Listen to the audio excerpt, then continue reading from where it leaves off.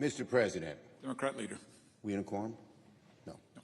I move to proceed to the motion to reconsider the vote on passage of S-2882. The question is on the motion. All those in favor say aye. Aye. Opposed, no. The ayes appear to have it. The ayes do have it. The motion is agreed to. I move to reconsider the vote on passage of S-2882. The question is on the motion. All those in favor say aye. Aye. Those opposed? The ayes appear to have it. The ayes do have it. The motion is agreed to. The question occurs on passage of S-2882. Upon reconsideration. I ask for the yeas and nays. Is there sufficient second? There appears to be. The clerk will call the roll. Ms. Alsobrooks, Ms. Baldwin, Mr. Banks, Mr. Barrasso, Mr. Bennett, Mrs. Blackburn, Mr. Blumenthal, Ms. Blunt-Rochester, Mr. Booker, Mr. Bozeman, Mrs. Britt, Mr. Budd, Ms. Cantwell, Mrs. Capito, Mr. Cassidy, Ms. Collins, Mr. Coons, Mr. Cornyn, Ms. Cortez Masto, Mr. Cotton, Mr. Kramer, Mr. Crapo, Mr. Cruz, Mr. Curtis.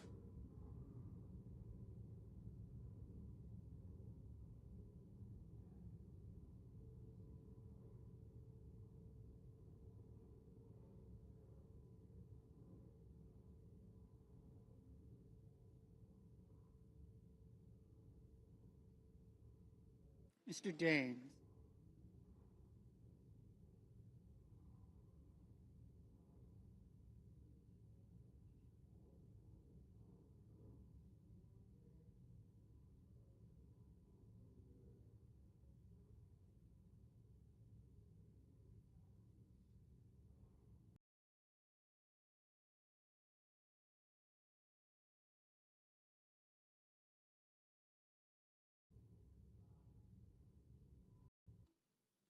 Mr. Daines.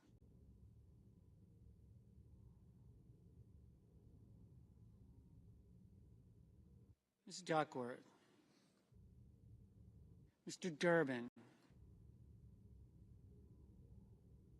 Ms. Ernst.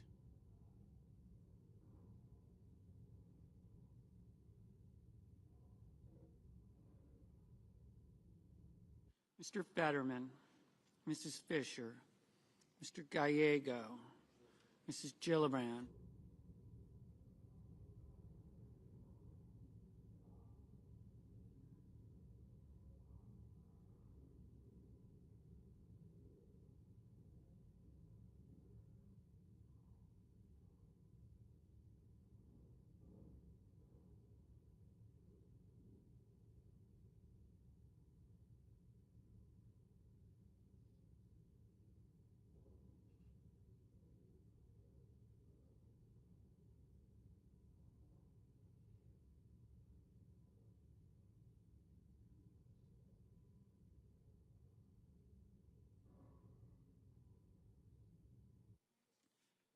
Mr. Graham, Mr. Grassley, Mr. Haggerty, Ms. Hassan, Mr. Hawley, Mr. Heinrich, Mr. Hickenlooper, Mr. Run.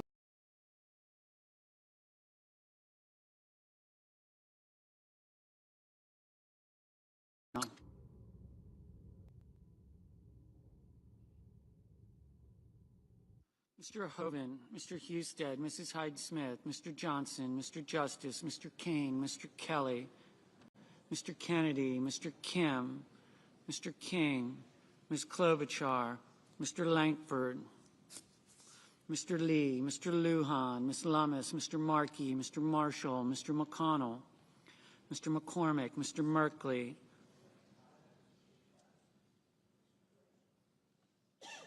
Mrs. Moody, Mr. Moran, Mr. Moreno, Mr. Mullen, Ms. Murkowski,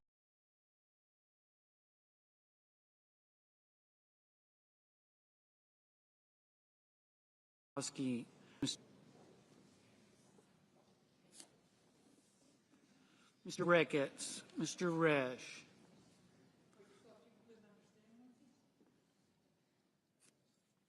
Ms. Rosen, Mr. Rounds, Mr. Sanders, Mr. Schatz, Mr. Schiff, Mr. Schmidt, Mr. Schumer, Mr. Scott of Florida, Mr. Scott of South Carolina, Mrs. Shaheen, Mr. Sheehy, Ms. Slotkin, Ms. Smith, Mr. Sullivan, Mr. Thune, Mr. Tillis, Mr. Tuberville, Mr. Van Hollen, Mr. Warner, Mr. Warnock, Ms. Warren, Mr. Welch, Mr. Whitehouse, Mr. Wicker, Mr. Wyden, Mr. Young.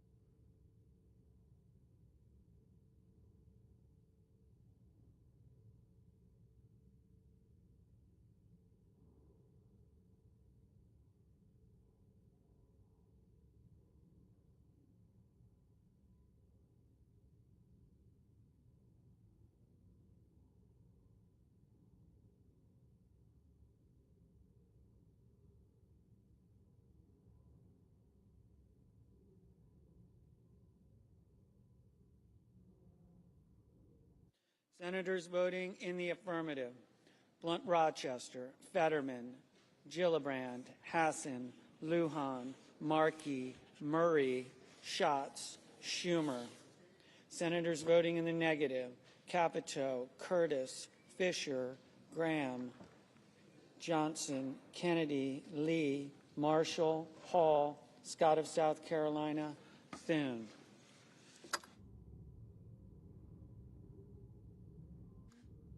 Mr. Kelly, aye.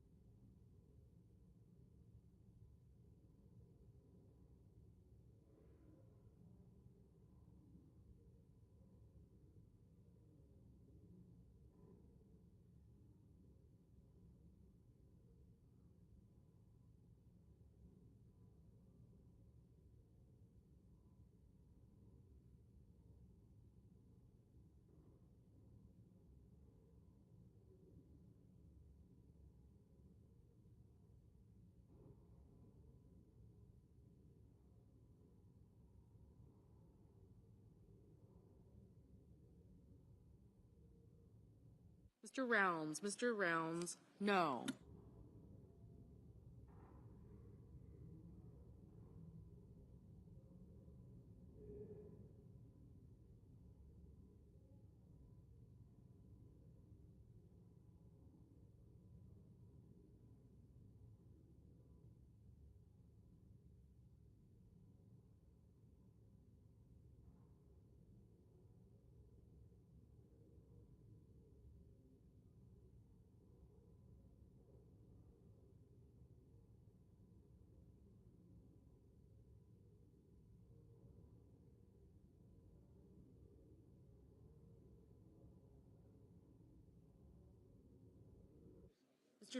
Mr. Tillis, no. Mr. Marino, no. Mr. Warner, aye.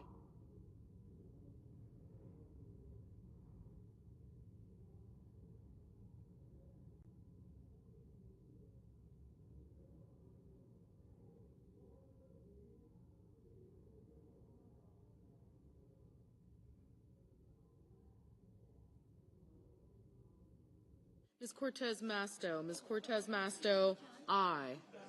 Ms. Lummis, no.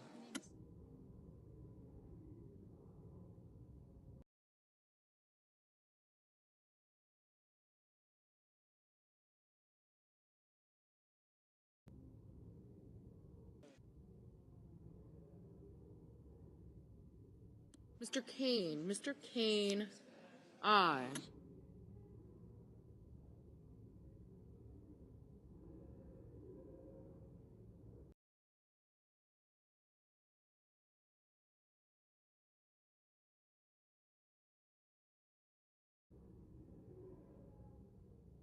Mrs. Blackburn, no.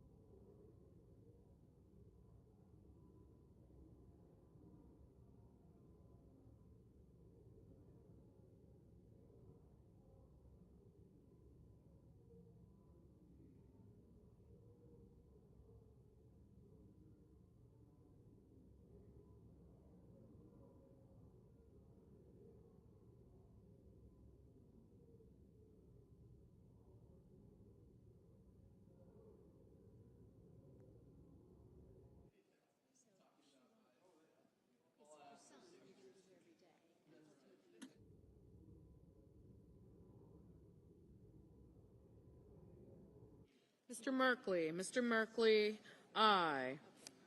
Mr. Cornyn, no.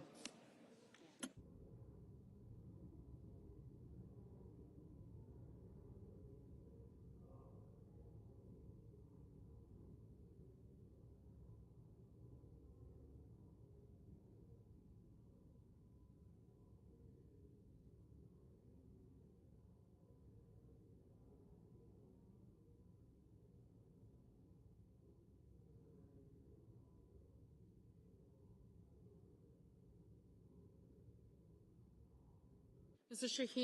Shaheen, aye.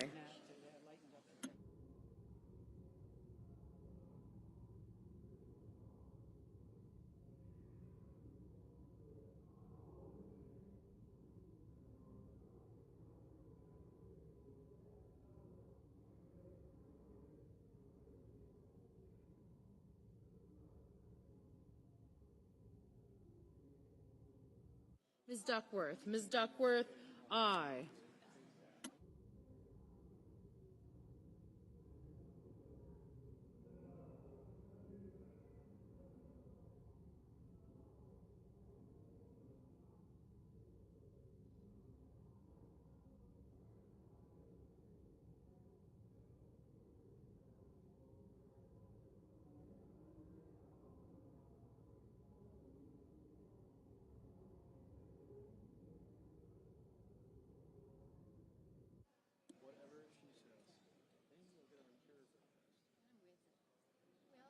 Mr. Ossoff. Mr. Ossoff, aye.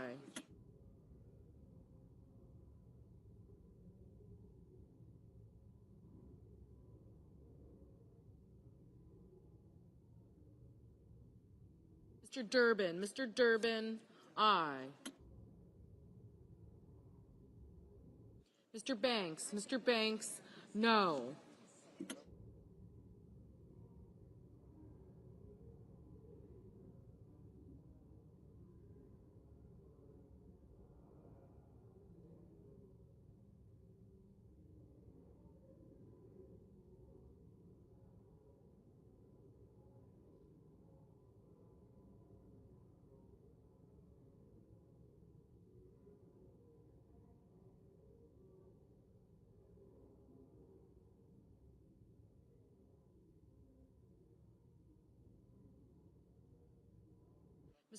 Mr. Kim, aye.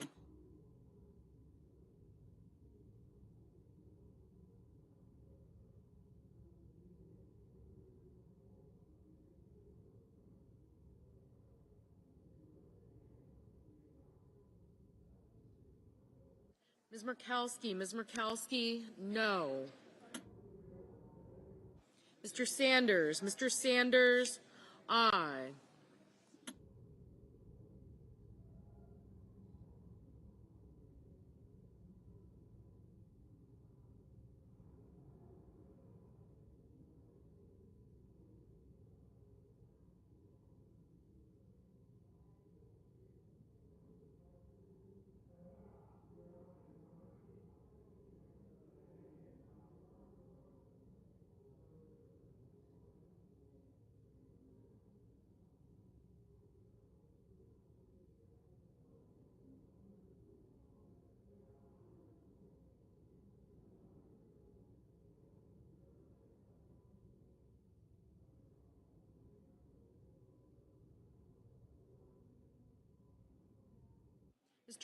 Mr. Reed, aye.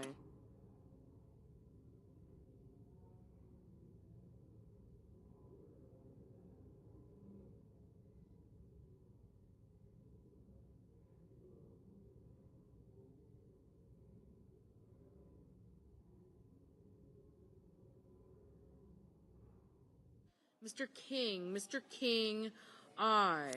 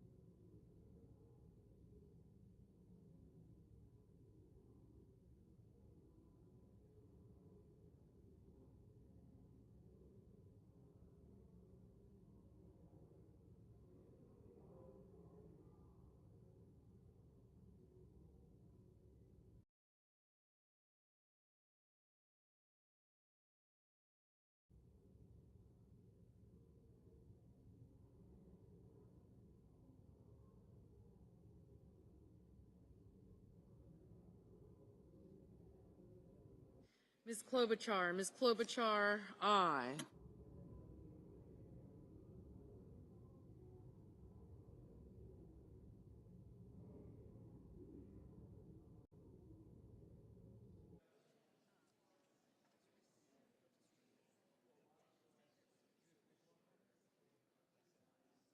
Mr.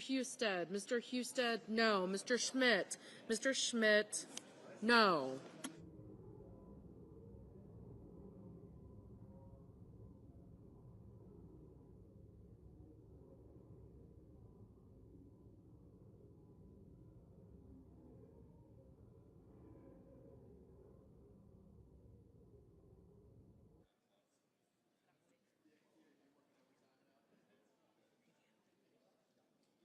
Ms. Ernst, no. Mr. Langford, no. Mrs. Hyde-Smith, no.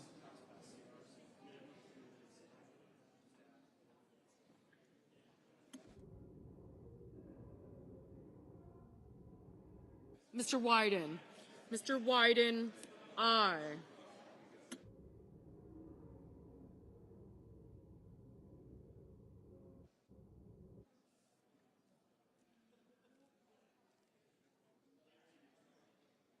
Mr. Bennett. Mr. Bennett, aye. Mr. Kramer. Mr. Kramer, no.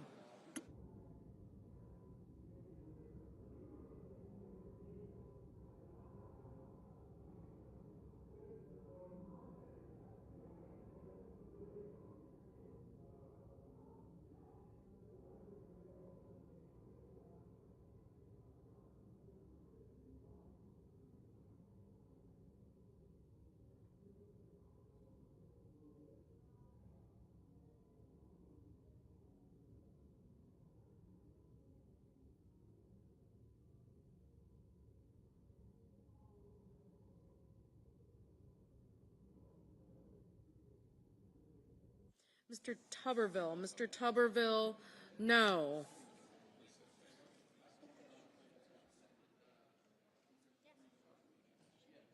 Mr. Crapo. Mr. Crapo, no. Mr. Young. Mr. Young, no.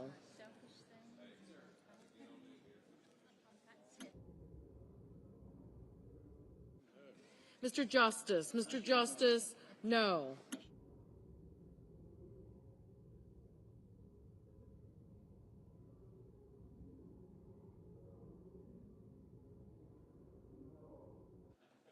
Mr. Wicker. Mr. Wicker, no.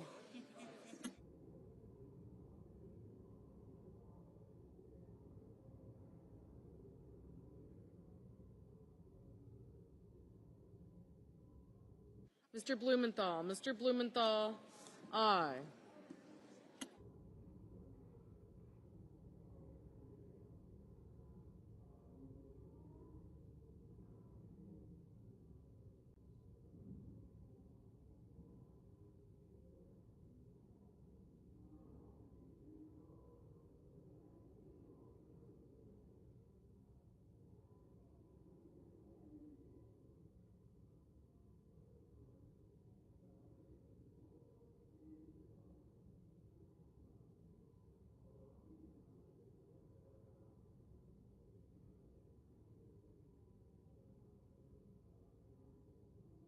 Mr. Hickenlooper. Mr. Hickenlooper, aye.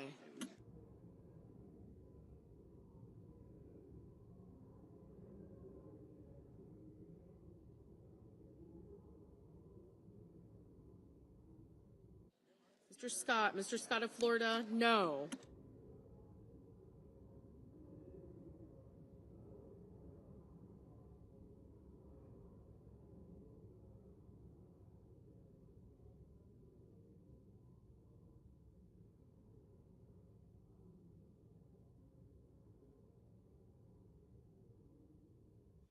Mr. Whitehouse. Mr. Whitehouse, aye. Ms. Baldwin. Ms. Baldwin, aye.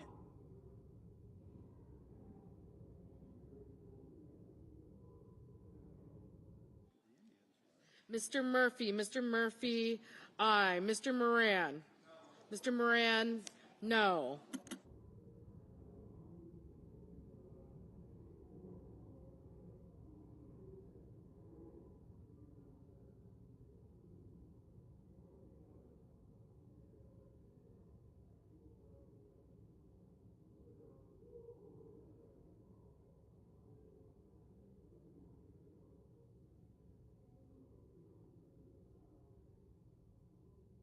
Mrs. Moody. Mrs. Moody, no.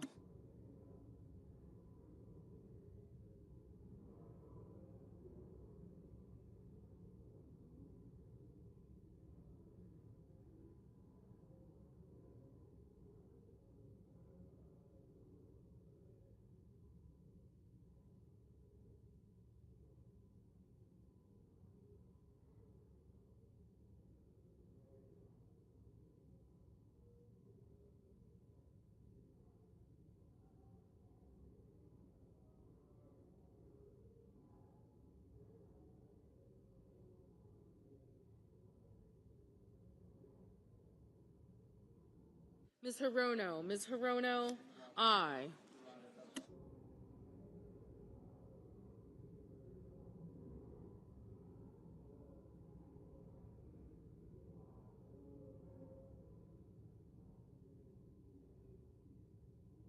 Mr. Heinrich. Mr. Heinrich. Aye.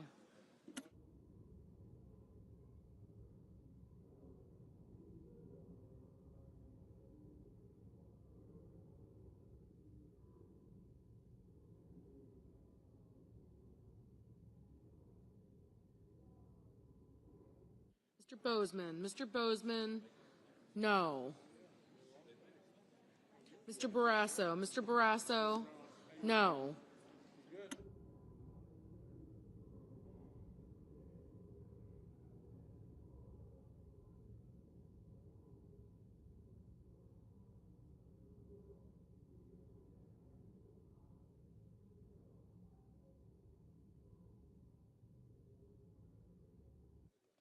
Ms. Collins. Ms. Collins. No. Ms. Smith. Ms. Smith. Aye. Mr. Van Hollen. Mr. Van Hollen. Aye. Mr. Cotton. Mr. Cotton. No.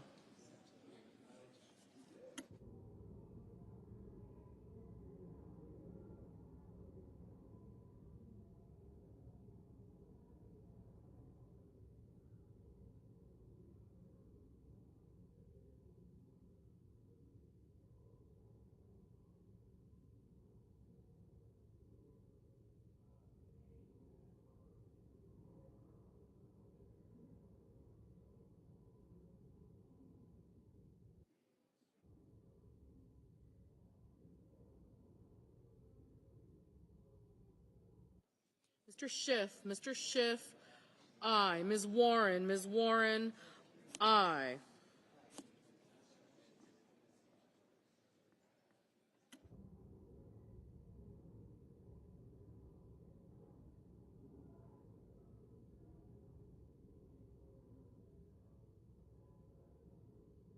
Mr. Deans. Mr. Deans. No. Ms. Cantwell. Ms. Cantwell. Aye. Mr. McCormick. Mr. McCormick. No.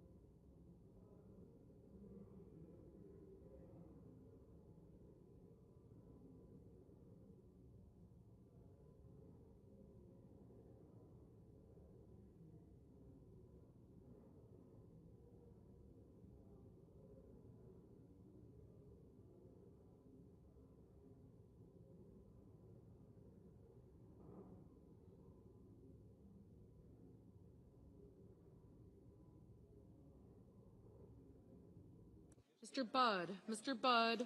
No. Mr. Mullen. Mr. Mullen. No. Mr. Peters. Mr. Peters. Aye.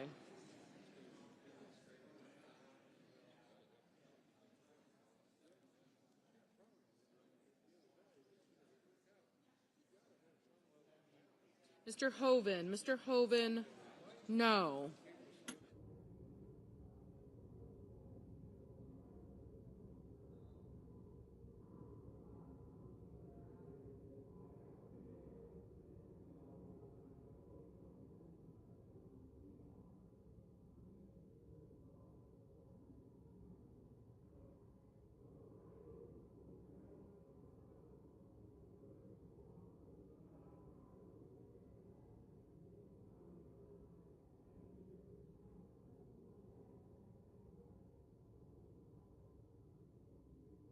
Mr. Risch. Mr. Risch. No.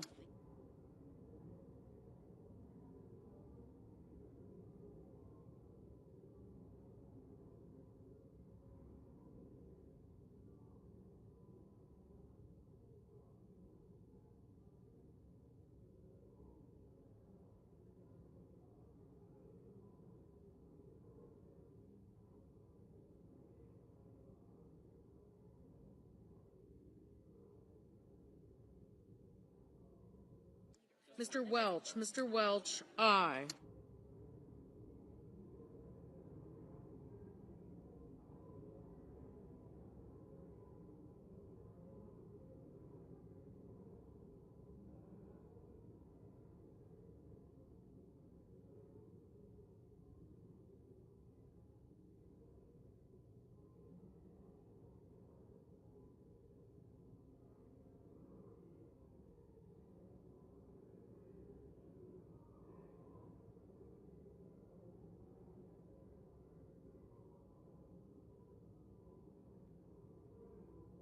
Ms. Britt. Mrs. Britt, no. Mr. Warnock. Mr. Warnock, aye.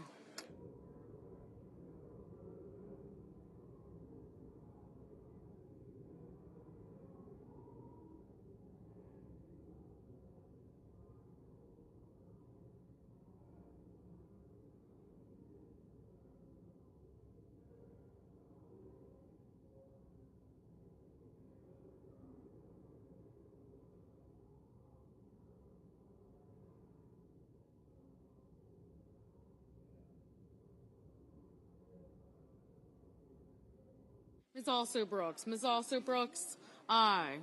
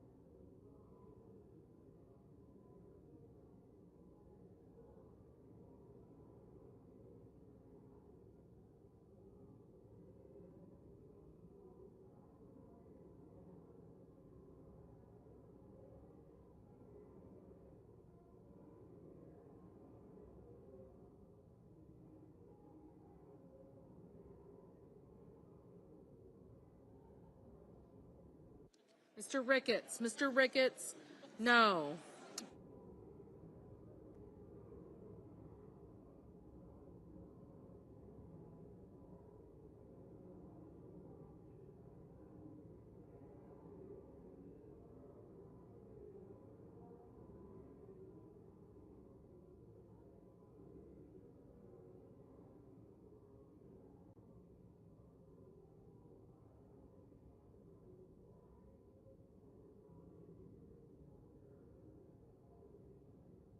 Mr. Coons. Mr. Coons, aye.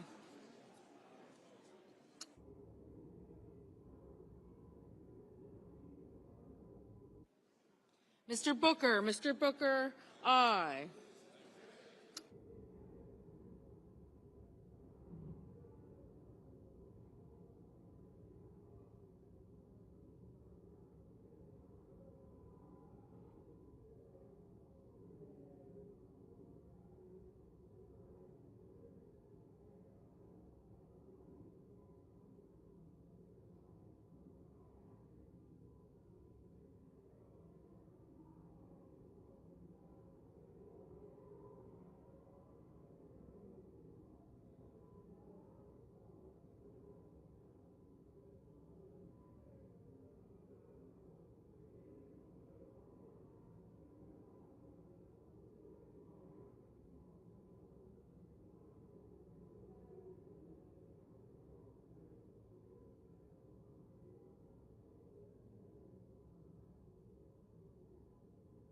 Mr. Hawley. Mr. Hawley, no. Mr. McConnell.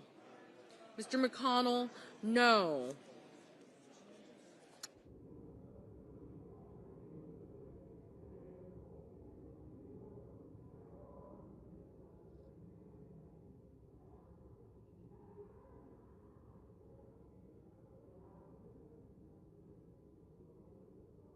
Ms. Rosen? Ms. Rosen?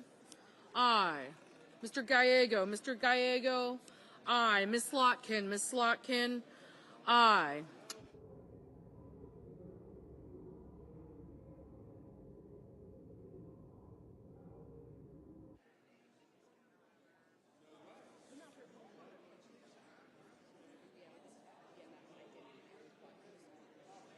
Mr. Sheehy? Mr. Sheehy? No.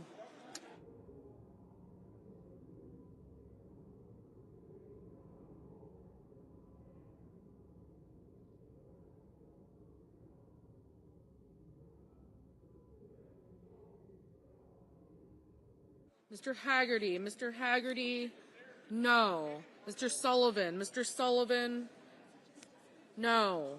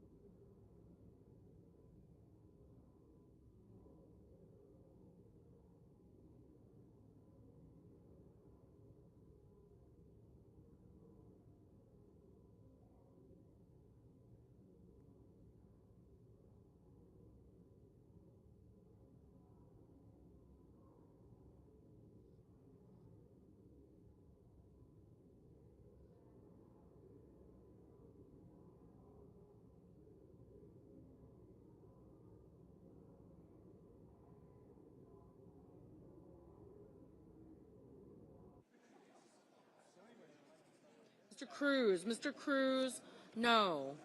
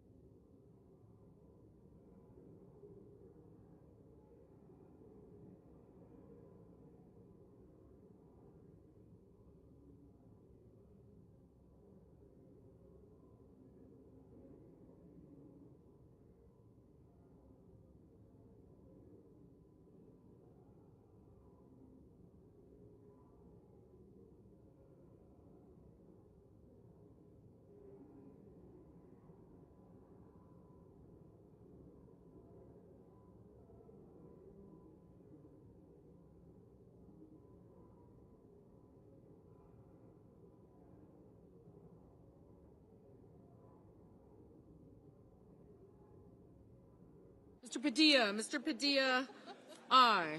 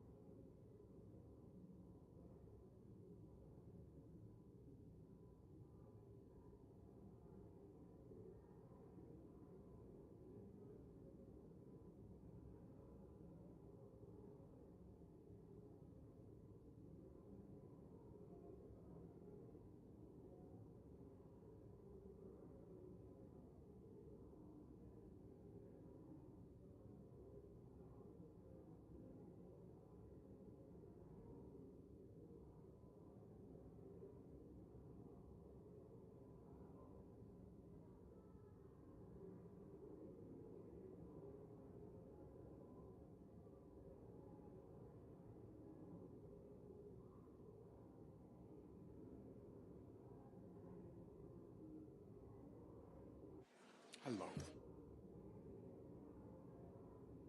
Let's vote. On this vote, the ayes are 47, the nays are 53. The 60-vote threshold having not been achieved, The bill upon reconsideration is not passed.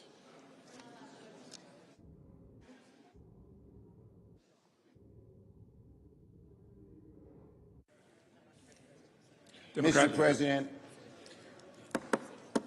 The Senate will please be in order. Mr. President, we have order, please. Please take your conversations outside the chamber. In a few minutes, the Senate is going to vote on the Republican partisan status quo bill. It's a partisan status quo bill.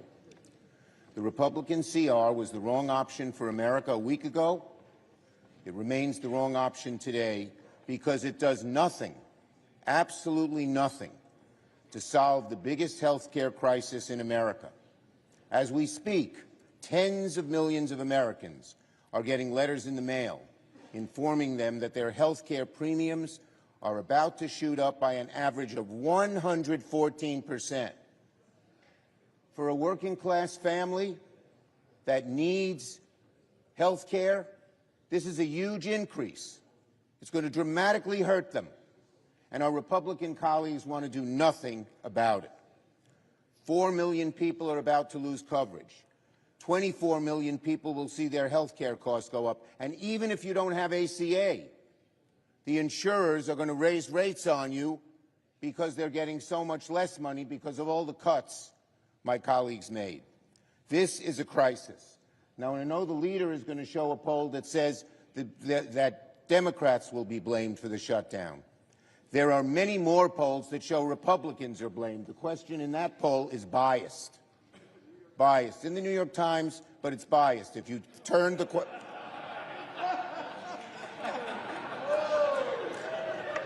That's true. I don't always believe the New York Times. You can be sure of that. Neither do you. Okay. But in any case, here's a poll from Morning Consult today. 75% of Americans support extending the tax premium credit. 63% of Republicans support it. And 45% of voters say they'll blame Republicans in Congress for a government shutdown. Only 32% blame Democrats. It's natural that people understand that Donald Trump and the Republicans want to shut down and Democrats do not. We need to deal with this health care crisis now, not later. But the Republican bill fails to do that. I urge my Republican colleagues instead to join with us, work in good faith to keep the government open, keep costs down. This is a totally partisan bill. Not once were we approached about what our input should be. When I was Majority Leader, 13 different times we passed CRs. Why? Because every single one of those 13 times we negotiated with Republicans to keep the government open. We still want to have those negotiations today. Democrats remain ready to get to work to negotiate a bipartisan agreement, a truly bipartisan agreement to keep the government open. But we need to fix our health care system now. We need to stop premiums from going up dramatically. We need to be on the side of the American people because they are on our side in terms of getting this health care crisis fixed, one created by the so-called big, beautiful bill, which they now want to change the name because they know it's so unpopular. In fact, Republican leaders are saying, don't talk about health care because they know that we are on their side and the Republicans are not. The issue can't wait. It must be dealt with now, not in November, when it'll be too late. The Republican CR is silent on health care and the wrong option for the country. It's as simple as that. Yield the floor. Majority Leader. Mr. President, we're down to the wire here. In just a moment, the Senate will vote on whether or not to keep the government open. Right here, 24 pages. Not partisan, not complicated, simple, straightforward, clean, nonpartisan, short term, till November the 21st so we can finish the appropriations process. Something I might add that never happened when the Democrats were in the majority. Last year, we never considered an appropriations bill on the floor, even though 11 of them were reported out of the Appropriations Committee. Not a single one on the floor. We want to fund the government to give our appropriators, Democrat and Republican, a chance to work on bills that have been coming out of the Appropriations Committee with big bipartisan margins. Pretty novel concept, right? Well, in just a moment, we're going to vote on whether to keep the government open. And all indications are the Democrats are going to reject the clean, nonpartisan funding extension here before us and choose to shut the government down. Now, Mr. President, my friend, the Democrat leader, and a number of other Democrats have spoken at length on many occasions about the pain that government shutdowns cause Americans. And since he mentioned it, I will show this poll. My handy. This is a poll right here, the New York Times.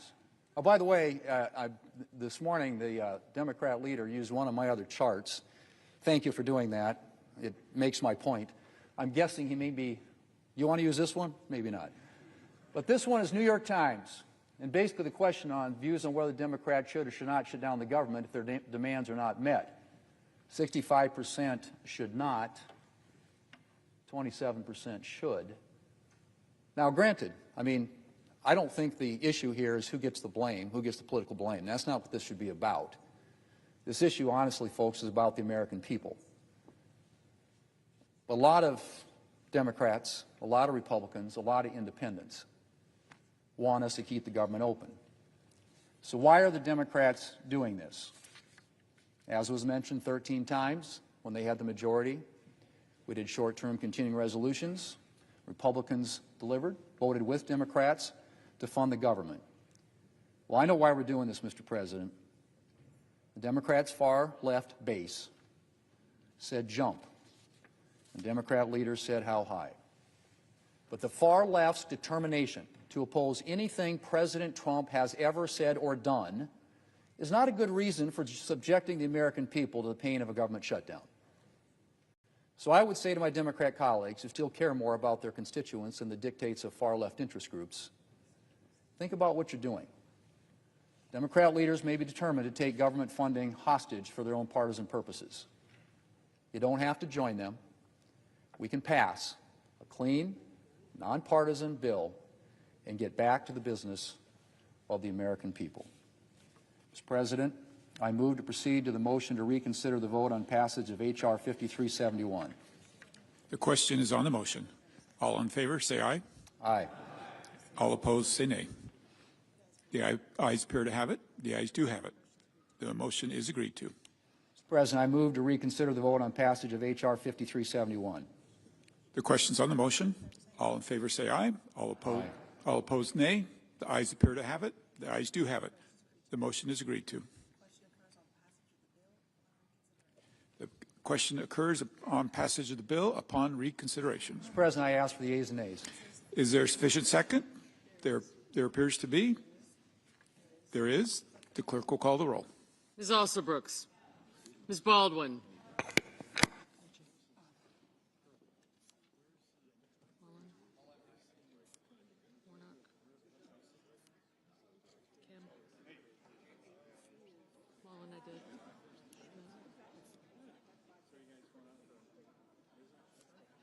Mr. Banks.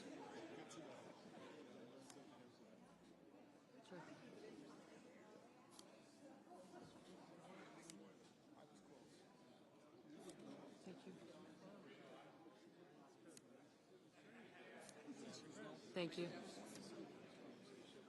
Thank you. Warren, Markley.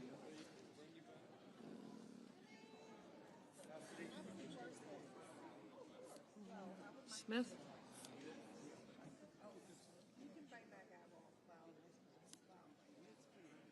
Got you.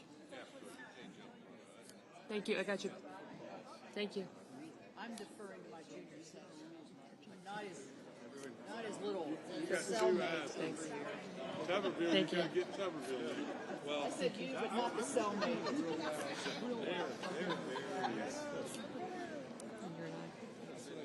I did. Thank you. Peters. Thank you. Young. Kramer. Thank you. Thank you. Mr. Barrasso. Coach is right here.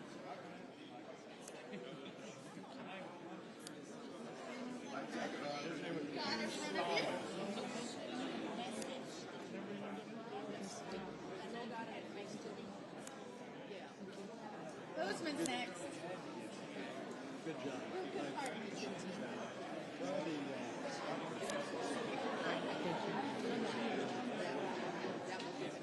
Mr. Bennett, Mrs. Blackburn, Mr. Blumenthal,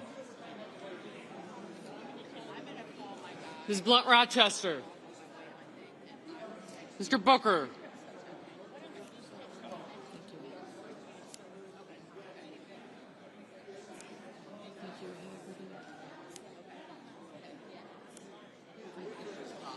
Sullivan, Mr. Bozeman, Mrs. Britt. Thank you. Mr. Budd, Ms. Cantwell. Mrs. Capito, Mr. Cassidy, Ms. Collins, Mr. Coons. I got you. Thank you.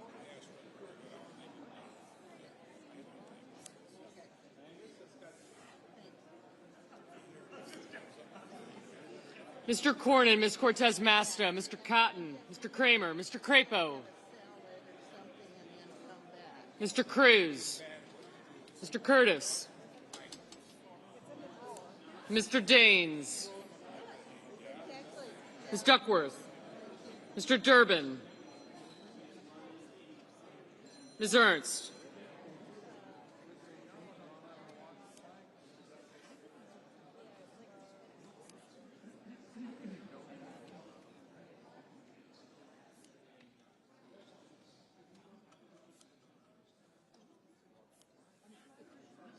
Mr. Fetterman. Thank you.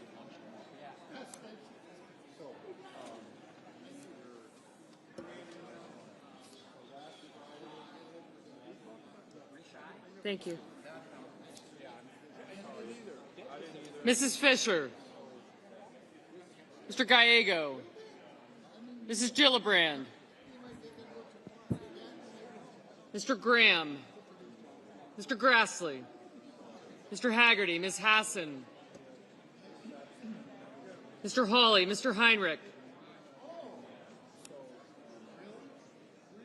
Mr. Hickenlooper, Ms. Hirono. Mr. Hoven. Mr. Husted, Mrs. Hyde-Smith, Mr. Johnson, Mr. Justice, Mr. Kane, Mr. Kelly, Mr. Kennedy, Mr. Kim, Mr. King, Ms. Klobuchar, Mr. Langford, Mr. Lee. Thank you. Mr. Lujan, Ms. Lummis, Mr. Markey, Mr. Marshall, Mr. McConnell, Mr. McCormick, Mr. Merkley, Mrs. Moody, Mr. Moran, Mr. Marino, Mr. Mullen, Ms. Murkowski,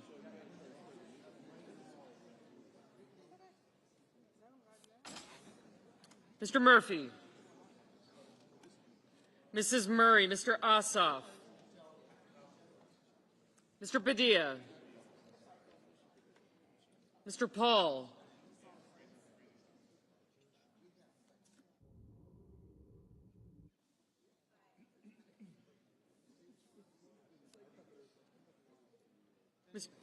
Mr. Peters, Mr. Reed, Mr. Ricketts, Mr. Risch, Ms. Rosen, Mr. Rounds, Mr. Sanders, Mr. Schatz, Mr. Schiff, Mr. Schmidt, Mr. Schumer, Mr. Scott of Florida, Mr. Scott of South Carolina,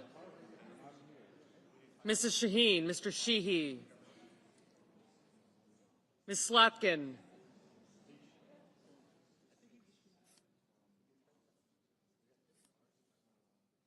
Ms. Smith, Mr. Sullivan, Mr. Thune, Mr. Tillis, Mr. Tuberville, Mr. Van Hollen, Mr. Warner, Mr. Warnock, Ms. Warren, Mr. Welch, Mr. Whitehouse, Mr. Wicker, Mr. Wyden, Mr. Young.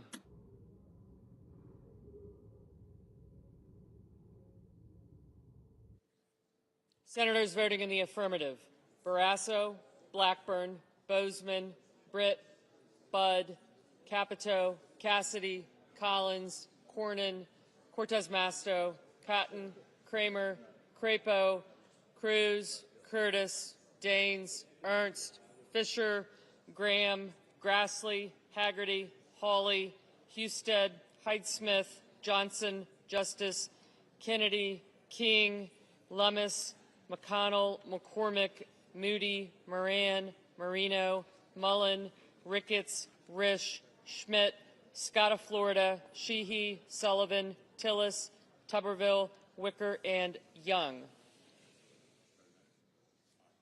Mr. Langford, aye.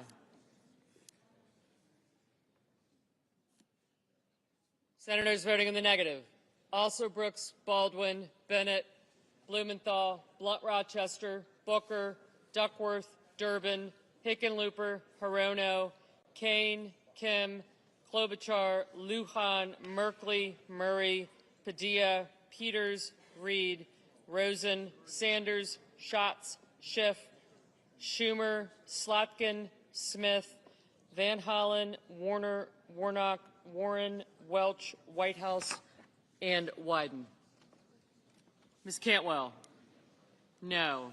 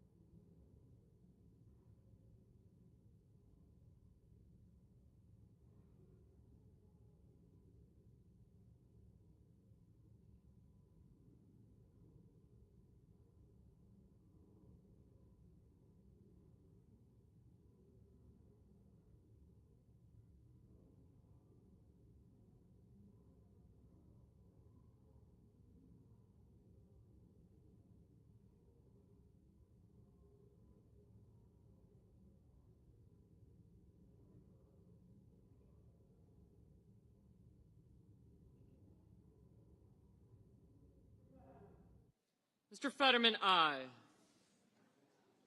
Mr. Kelly. Mr. Kelly, no. Ms. Murkowski, aye.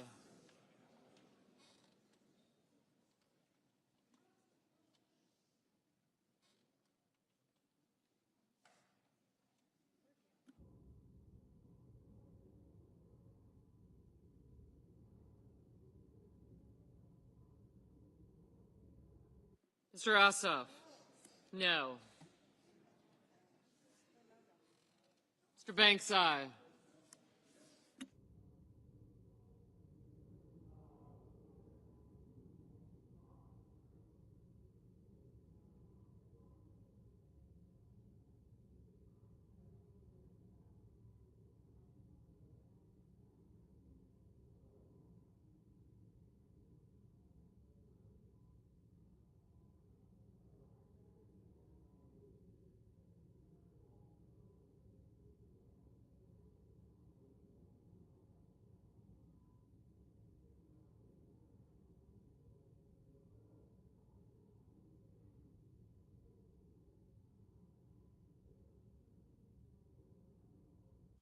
Mr. Heinrich, no.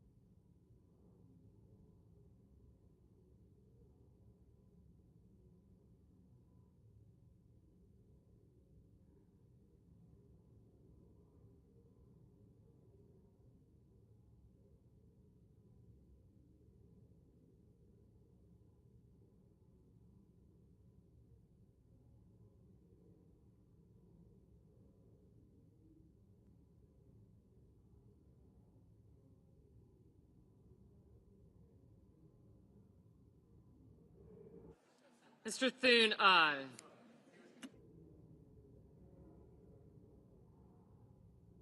Mr. Hoven, aye.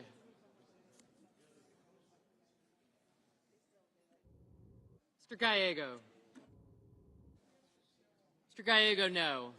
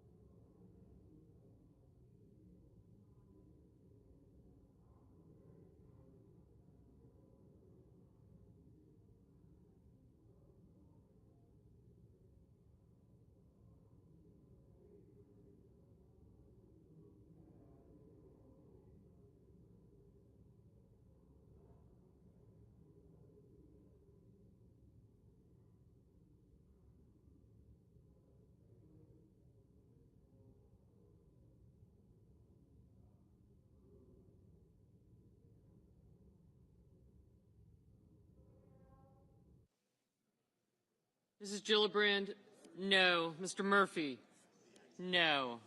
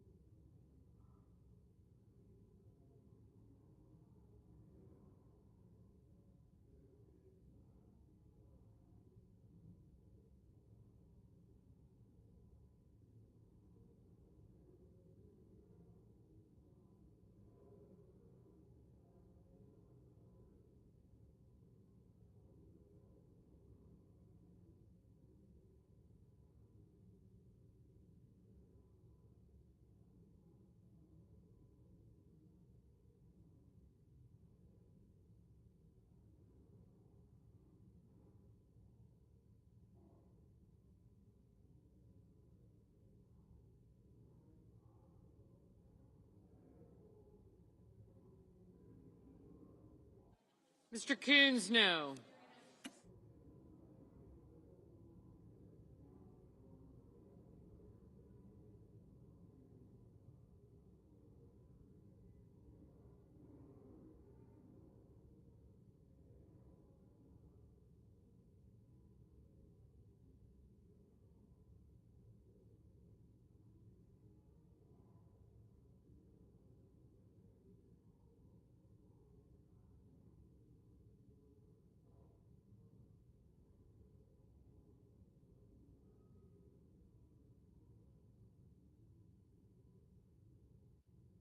Ms. Hassan, no.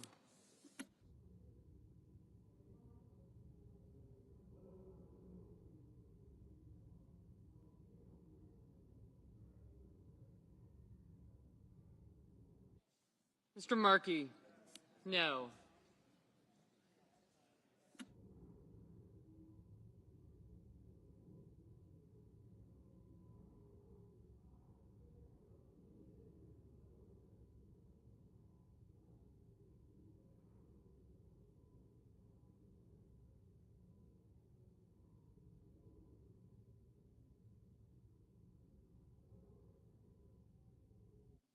Mr. Lee, aye.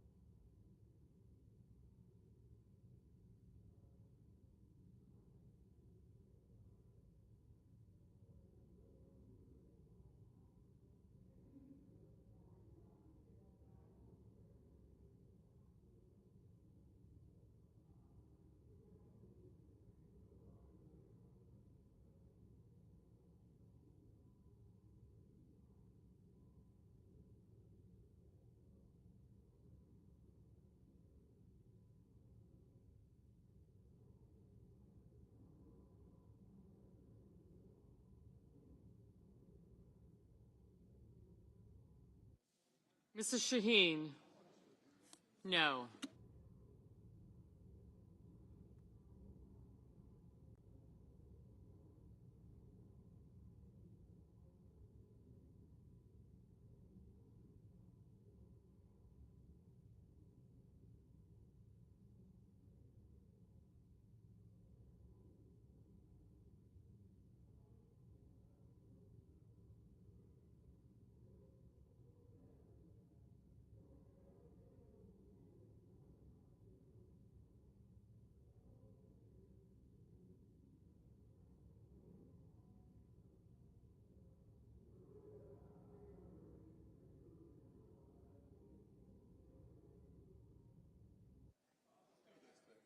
Mr. Marshall, aye. Mr. Scott of South Carolina, aye.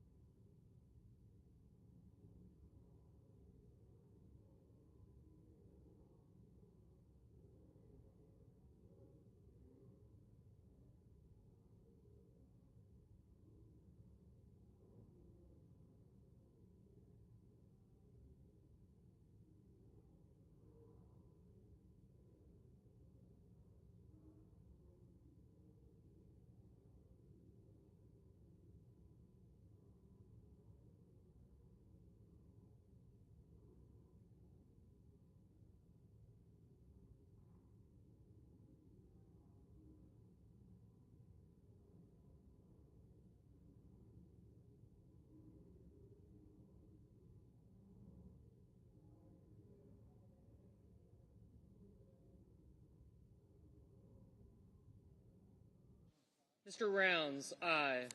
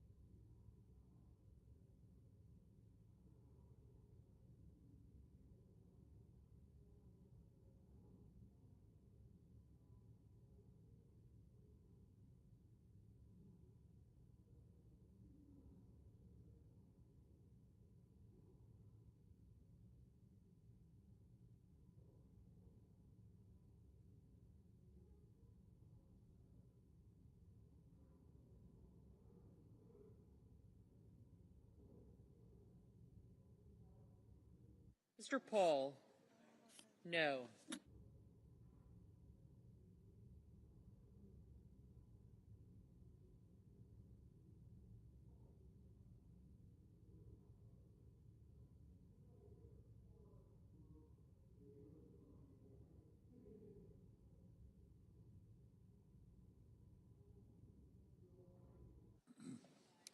On this vote, the yeas are 55 and the nays are 45.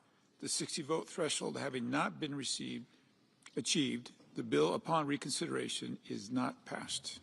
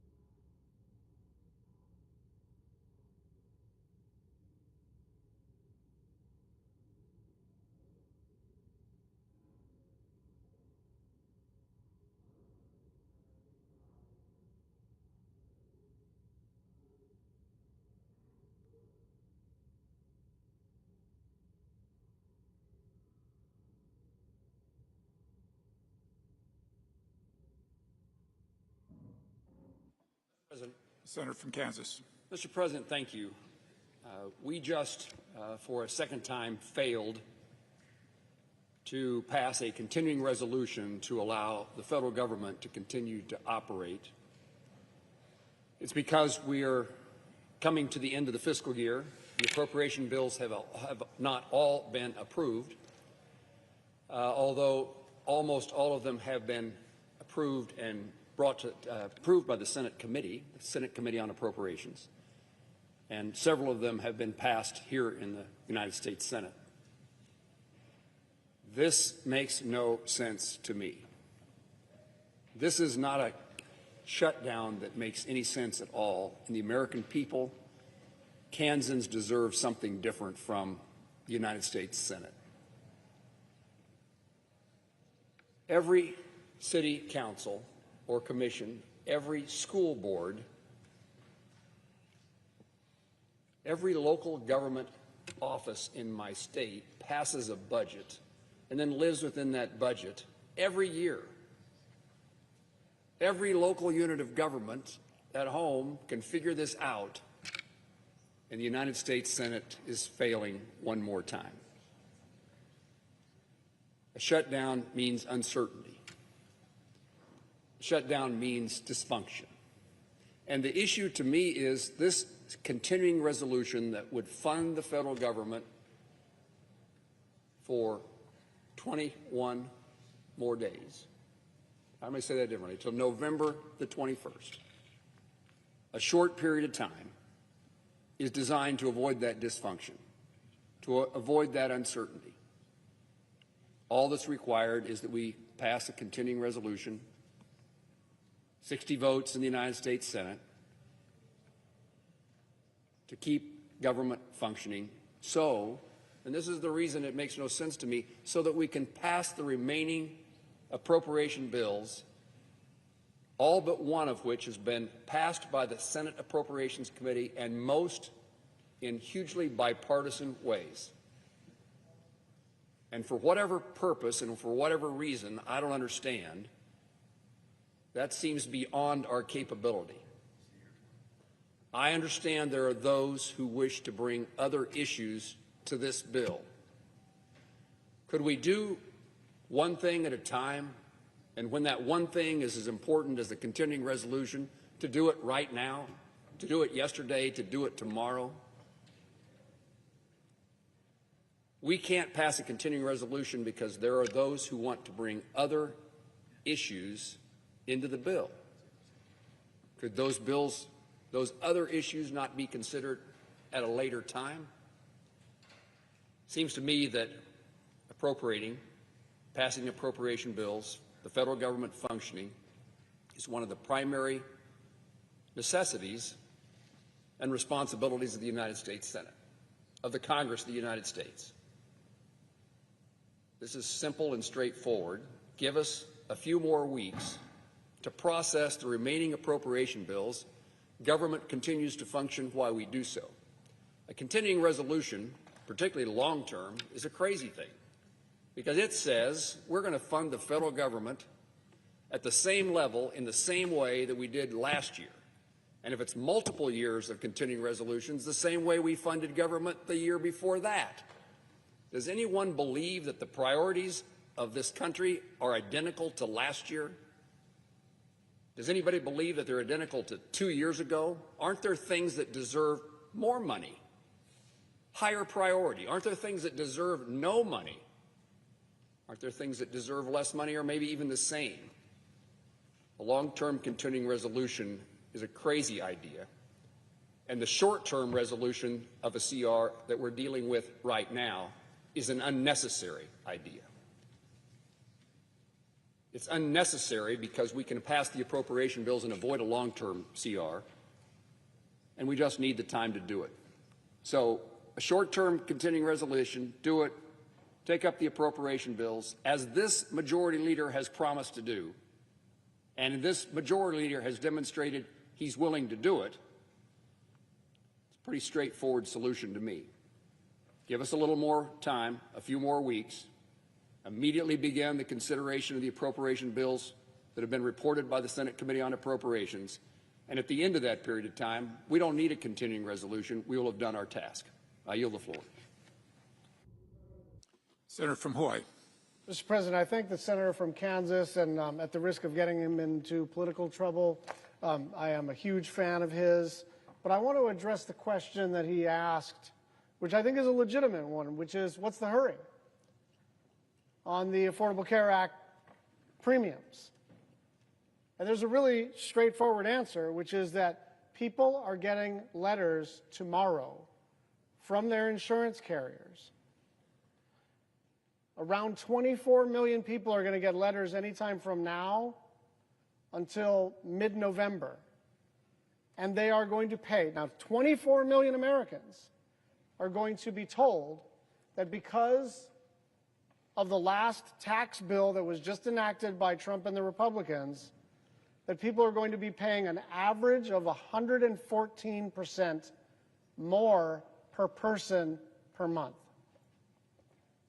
So it's not like we just went into a lab and cooked up an issue to try to hijack some unrelated moving legislative vehicle. The reason for this is that 24 million Americans are specifically on the ACA exchange, and they're absolutely going to get hosed. And because we're all in the same risk pool, it's not just people on the ACA exchange that are going to see massive increases in their health care premiums. Almost every American is about to see a spike in their health care premiums, just like they've seen electricity rates going up at double the rate of inflation, just like they've seen the price of vegetables go up by 39%, just like they've seen shortages of lumber and labor. We have an opportunity to do something because our Republican colleagues, at least some of them, understand the magnitude of this problem for their constituents. And so the normal thing to do in a functioning legislative body where the President of the United States does not believe that he is an elected monarch is to try to negotiate some accommodation. After all, these are all of our constituents. It's not like they're exclusively in urban areas or something. They're not exclusively Democrats. In fact, they're slightly more Republican than Democrat on the ACA exchange. And so if this were a normal functioning time in American-style democracy, the President of the United States would convene what they call the four corners, majority and minority leader of the Senate, Speaker and minority leader of the House, and we'd try to figure out whether there was an accommodation to be made to save our collective constituents from all this pain.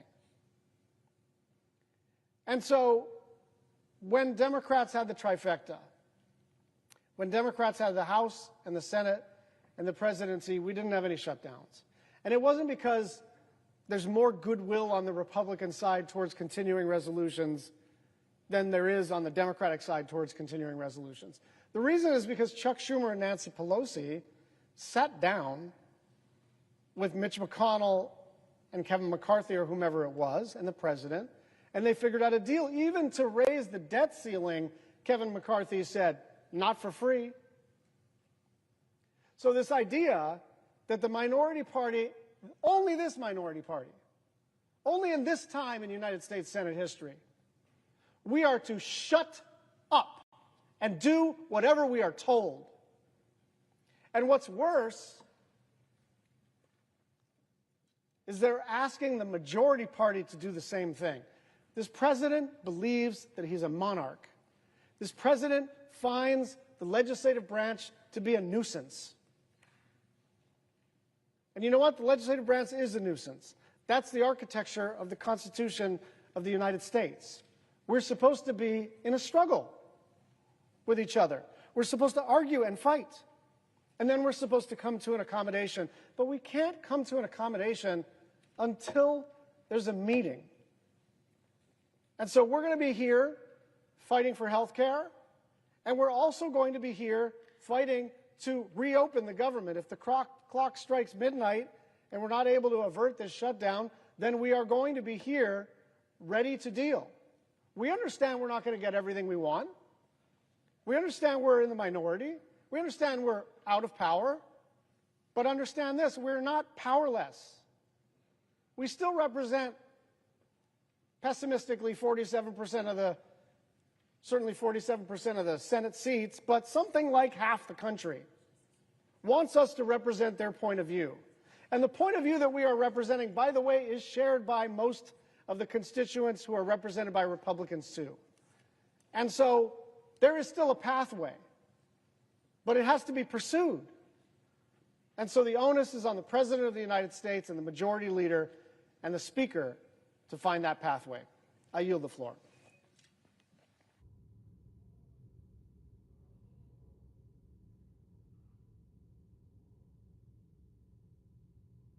President. Senator from Nevada. Thank you, Mr. President. We're just a few hours away from the start of a government shutdown that could have been prevented by Washington Republicans just talking to us. But Donald Trump and Washington Republicans chose to once again put politics ahead of the American people. They won't come and talk to us. After slashing Medicaid and taking health care away from families who need it the most, Donald Trump and Washington Republicans are now shutting down the government, like I said, because they refuse to come to the table. They refuse to have a conversation. They refuse to work in a bipartisan way to stop a massive spike in health care costs for hard-working families, for all of you. And that's it. That's it. This is why Trump's about to shut down the entire federal government. You know, my dad often said, if you don't have your health, you don't have anything. And it's clear that Donald Trump and Washington Republicans want you to have nothing. Nothing. Because they're doing everything they can to take away health care from as many Americans as possible. And for every American, everyone out there, your health care premiums are about to double. About to double. Everybody across the board. So while Republicans, those folks here in Washington, fight for billionaires, Democrats are here fighting for you, for your health care, for your ability to see a doctor, get your prescriptions without breaking the bank. In my state of Nevada, over 110,000 Nevadans get their health care coverage through the Affordable Care Act's marketplace. We know it as Nevada Health Link. Nearly 95,000 of those families are able to afford their premiums using Nevada Health Link, thanks to what we call the enhanced premium tax credits. So I want to be clear, because there's a lot of misunderstanding here. It's not a handout. It isn't welfare. It's just a tax break that helps lower the costs for nearly 95,000 Nevadans so they can afford to buy an insurance policy, so they can go to the doctor when they're sick and have a copay, and go to the pharmacy to get their medication for a copay, so they can just afford their insurance. And we're talking about hardworking families, small business owners, workers who don't get health care through their jobs, so many of them. And these enhanced tax credits, they're about to expire. They're about to expire this year. And if Congress fails to act, health care costs across the board will double for everyone. Everyone. So when premium costs go up, many families won't be able to afford it any longer, meaning they'll lose their care. And the ones who can afford it, their deductible is going to be so high, they're never going to meet it, and they're still going to be paying out of pocket in ways they can't afford.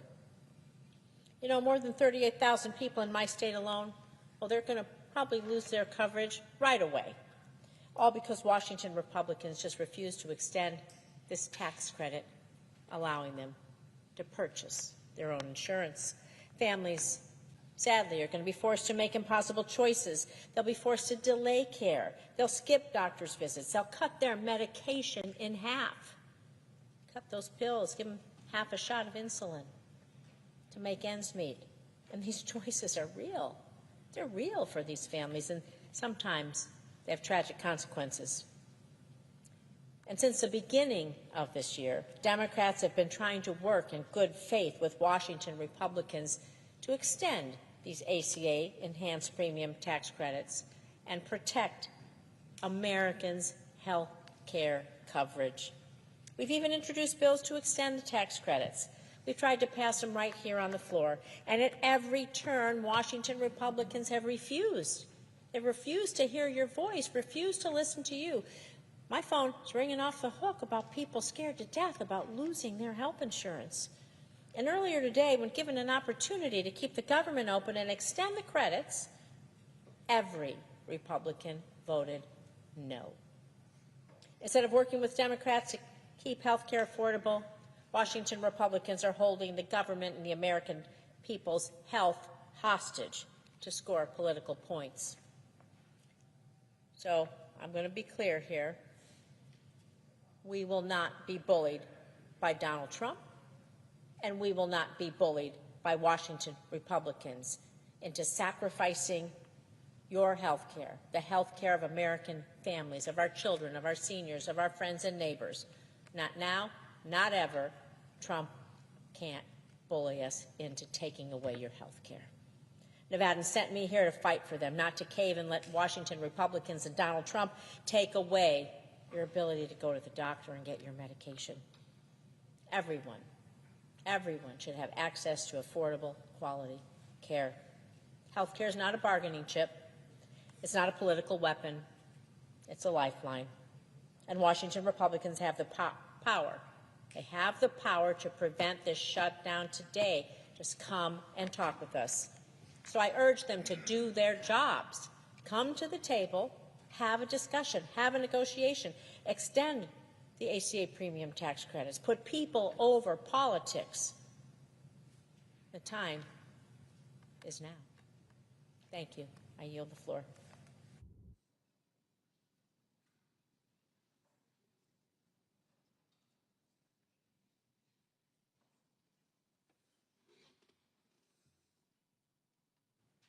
Mr. President. Senator from Connecticut. Thank you, Mr. President. My thoughts tonight are with the millions of Americans who will bear the brunt of this shutdown.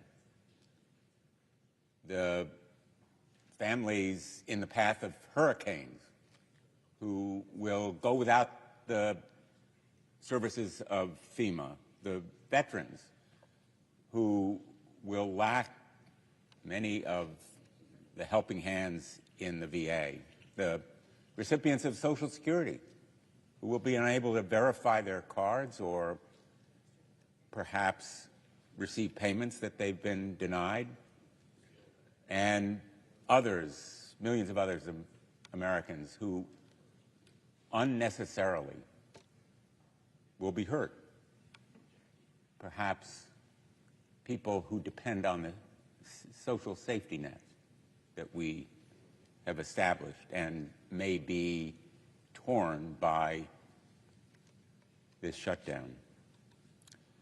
And I'm thinking about the millions of Americans, about 24 million in total, 139,000 in Connecticut alone, who will be notified that they can buy health insurance as a result of open enrollment.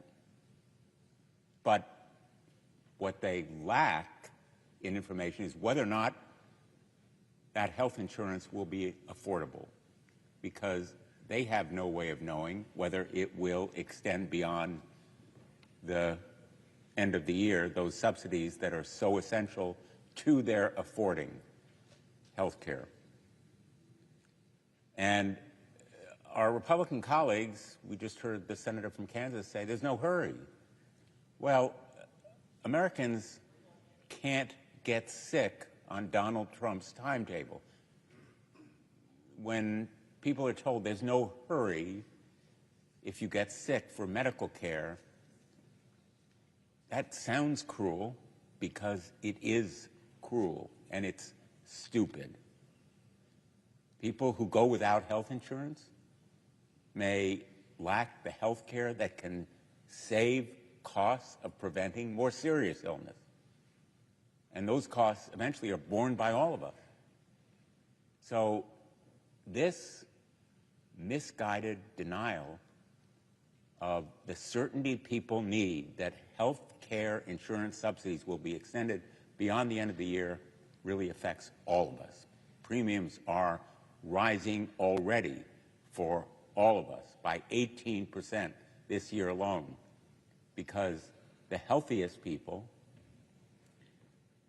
are deciding they're not going to buy health insurance, and insurance companies are predicting they'll have to increase their costs to cover the sicker people who will buy the health insurance because they need it. But the simple fact is, nobody is invincible. All of us need health care. And the Affordable Care Act recognizes that health care in America aspirationally should be a human right.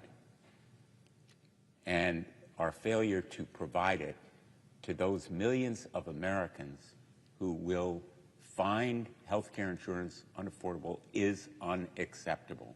And that's why we are taking this stand, and why America can't wait for Donald Trump to tell them that they are sick enough now to be given this subsidy which they deserve. I'm here to urge my Republican colleagues to stop rolling over for Donald Trump. Their constituents, as well as ours, are affected by this delay in providing affordable health insurance. For months, we have been calling attention to the need to act now. And this shutdown was avoidable.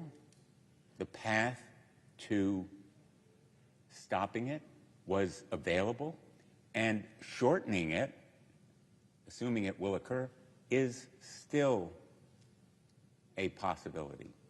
If we come together, if Republicans are willing to negotiate, if they come back to town, House Republicans are out of town. They are out of touch with reality. And the way forward is simply bipartisan negotiations, coming together, reaching a solution, as is the way shutdowns have been avoided in the past. The fact is that Donald Trump's so-called big, beautiful bill, actually a big, blatant betrayal, along with inaction and avoidance by Republicans, are already wreaking havoc on Americans. In Connecticut, health insurance rates for 2026 have increased by nearly 18%, the largest increase in the last 6 years. Without the subsidies, consumers with ACA coverage will see premium increases in the range of 75%.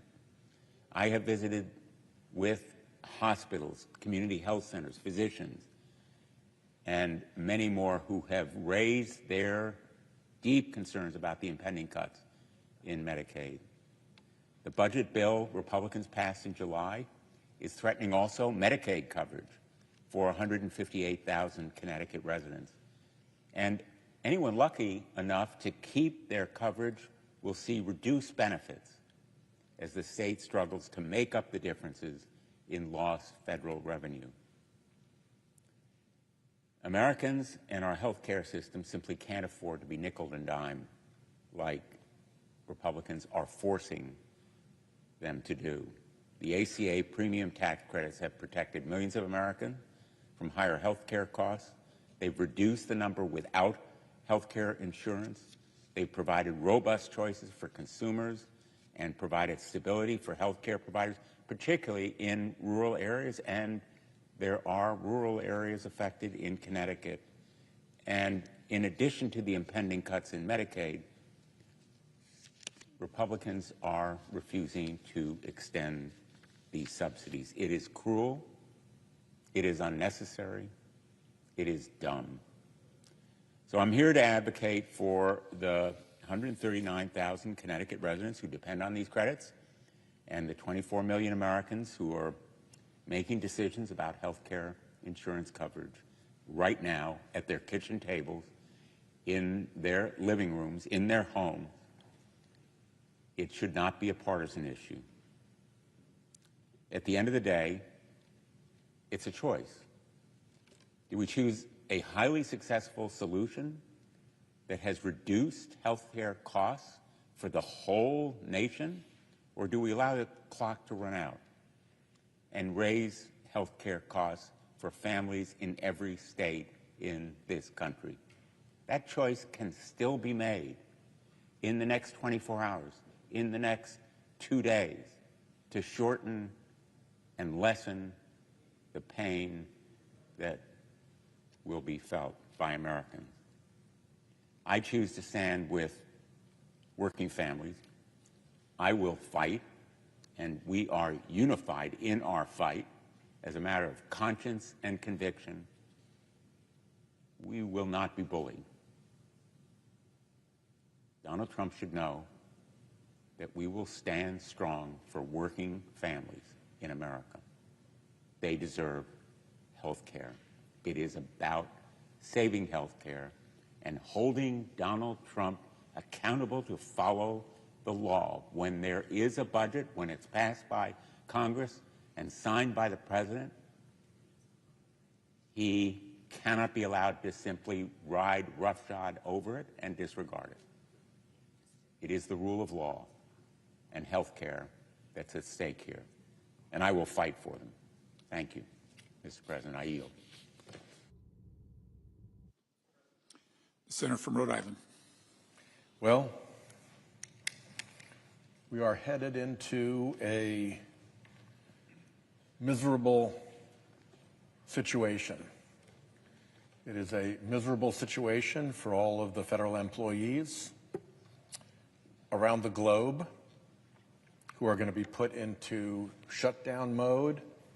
It is a miserable situation for our country as the rest of the world looks at us as the gang that can't get its act together and pass simple funding bills for the government. It is an extraordinarily frustrating moment to be here now. There are very few people for whom this is not a miserable prospect, but there are a few of them, and one of them is OMB Director Russell Vought, who is a strange character who has spent his life in the care and feeding of the fossil fuel industry and big polluters, and who takes a perverse joy in destroying American government from the inside. Mr. President, I see that the Majority Leader has come to the floor, asked unanimous consent that when he is concluded and I pick my remarks back up, my remarks be linked back together as if they had been made without interruption. Without objection. With that, I yield the floor to the Leader. Thank Mr. President. Thank the senator from Rhode Island for yielding. I'll be very quick here. Mr. President, I ask unanimous consent that the Senate be in a period of morning business with senators permitted to speak therein for up to 10 minutes each. Without objection. I ask unanimous consent that the Senate now proceed to the in-block consideration of the following resolutions which are at the desk. SRES 427, SRES 428, SRES 429. Is there an objection to proceeding en bloc? Without objection, the Senate will proceed en bloc. Mr. President, I ask unanimous consent that the resolutions be agreed to, the preambles be agreed to, and the motions to reconsider be considered and made laid upon the table, all in block. Without objection. Mr. President, I ask unanimous consent that the Committee on Judiciary be discharged from further consideration. The Senate now proceed to SRES 396. The clerk will report. Senate Resolution 396, condemning the tragic act of violence on September 10, 2025 in Evergreen, Colorado, and so forth. Is there objection to proceeding to the measure? Without objection, the committee is discharged and the Senate will proceed. Mr. President, I ask unanimous consent that the resolution be agreed to, the preamble be agreed to, and the motions to reconsider be considered, made, and laid upon the table. Without objection. I ask unanimous consent that when the Senate completes its business today, it stand adjourned until 10 a.m. on Wednesday, October the 1st, that following the prayer and pledge, the journal proceedings be approved today at the morning hour be deemed expired, and the time for the 2 leaders be reserved for the use later in the day. Morning business be closed, and Senate resume consideration of calendar number 115, S2296. Without objection, so ordered. Mr. President, for the information of my colleagues, senators should expect 3 votes at 11 a.m. and further votes later in the day. If there's no further business to come before the Senate, I ask that it stand adjourned under the previous order following the remarks of my colleagues. Without objection. The senator from Rhode Island. So there will be misery ahead for most normal people, not counting the weird ones who like inflicting pain and doing damage for the benefit of a bunch of creepy right-wing billionaires who've propped them up their whole lives. And the reason we're here is really twofold. One, as they've shown during the Trump regime, Republicans really don't want to govern. They want to rule. They don't want to talk to Democrats, even where they need our votes. Here they need our votes. And yet, what have we been offered to get those votes? Nothing. Not even discussions. The president only met with the Democratic leaders just yesterday. And he didn't seem to be aware of what was at stake here for the Americans who are about to lose a huge health care benefit. They just go wildly forward. We've seen it over and over again here on the Senate floor. How many times in just the few months that we've been here in this administration have Republicans done the thing that they were furious when we even talked about doing, to overrule the parliamentarian and change the rules to make things easier for themselves rather than negotiate with us? My count is 4 already. 4! And we're only 9 months in. They don't want to govern. They don't want to talk to us. They want to rule. They want to dictate to us. And at the same time, the other reason we're here is that there's this strange Republican fixation with taking health care away from people. I do not understand it. There are lots of Republican constituents who really depend on Medicaid, who really feel great that they're on Medicare, who really have their family budgets made possible by the credits from the Affordable Care Act. It's not like Democrats get the benefit of this. Everybody gets the $1 trillion cut to Medicare. And why you would want to do that, I cannot imagine, but that's what you did. And now we have these cuts to people receiving help paying for their health care under the Affordable Care Act. It's going to be about 40,000 Rhode Islanders. These aren't people who have loads of money. Their premiums are going to, on average, double or better. I mentioned a retired mental health counselor yesterday. She's going to have $477 in added expense every single month because of this. And it all starts now. It all starts happening now.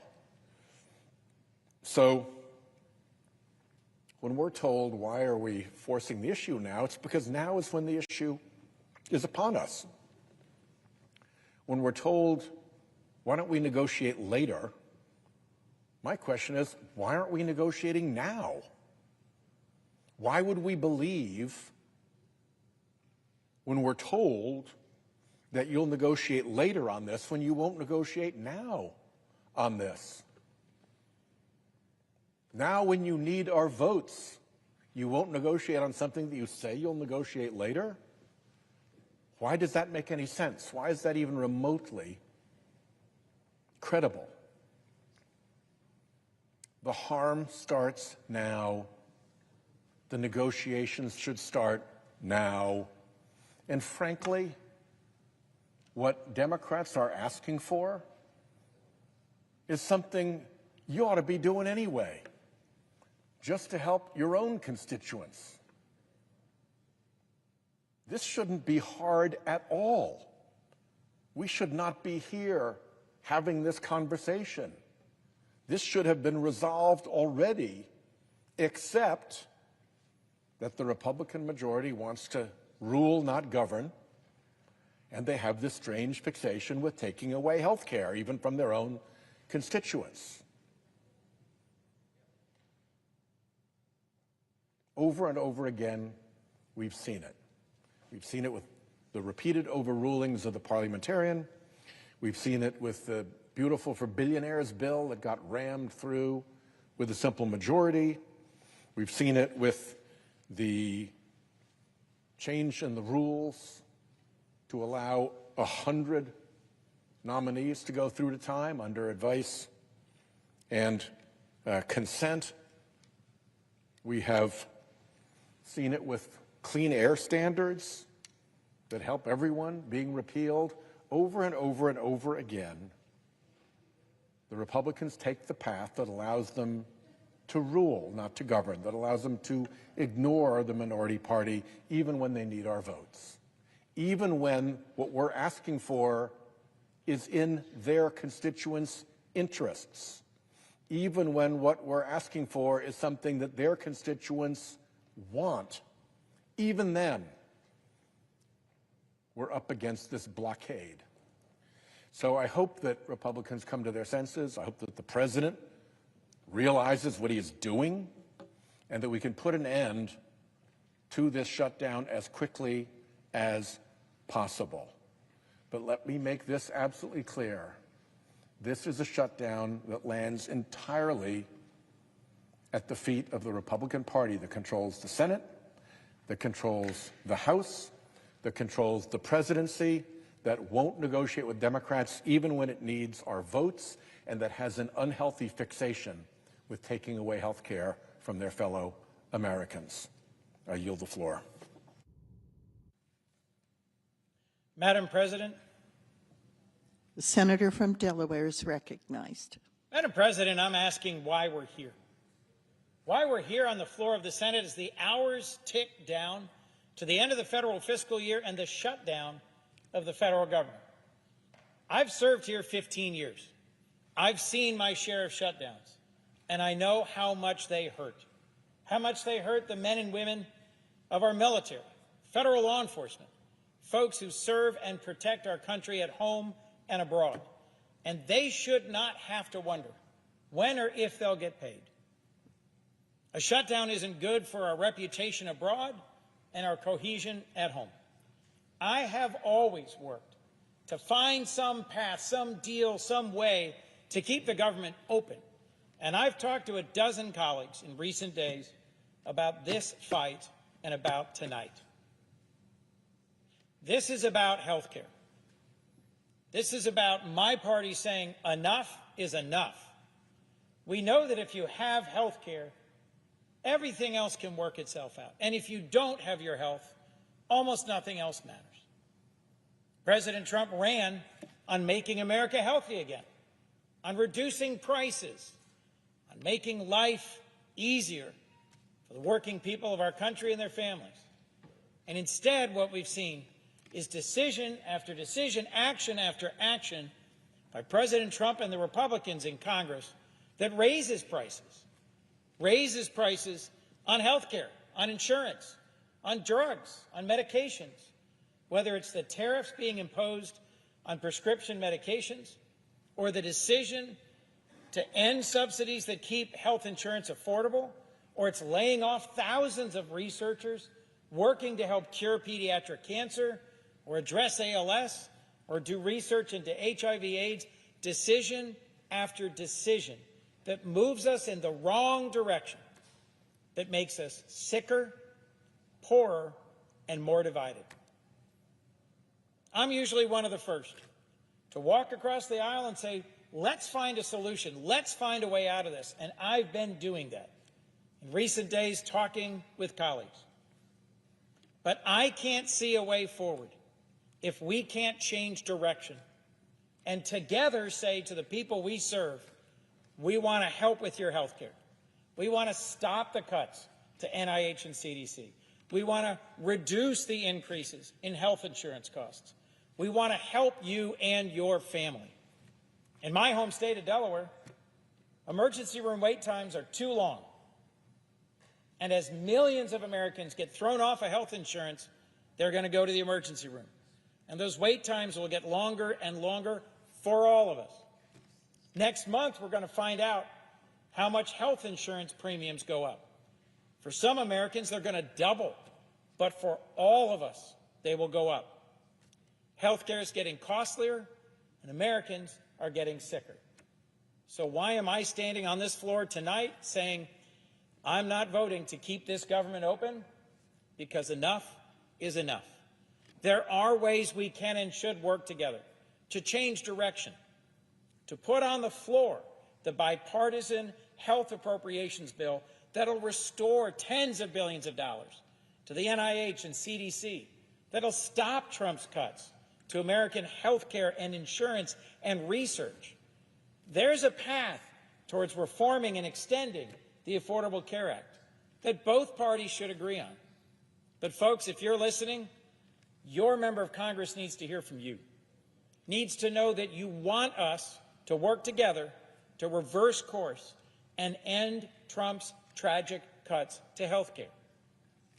If my colleagues don't get those calls, they won't change direction. If they don't change direction, we won't reopen this government. Make no mistake, we have Republicans in control of the House and Senate and the White House. If they want to find a way forward that reduces the harm to Americans and our health care, we can.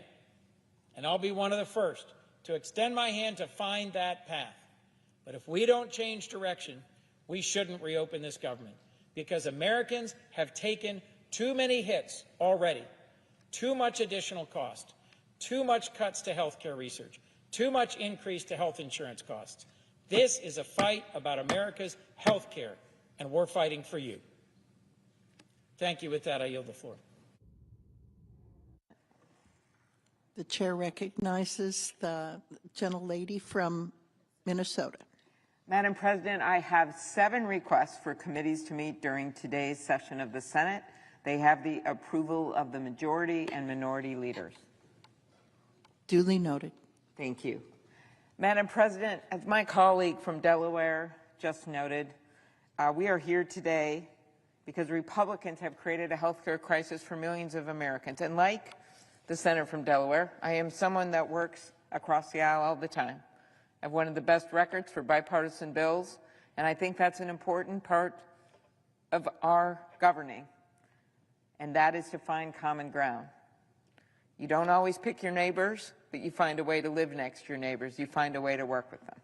And what is so unfortunate about what's going on tonight is that didn't happen here.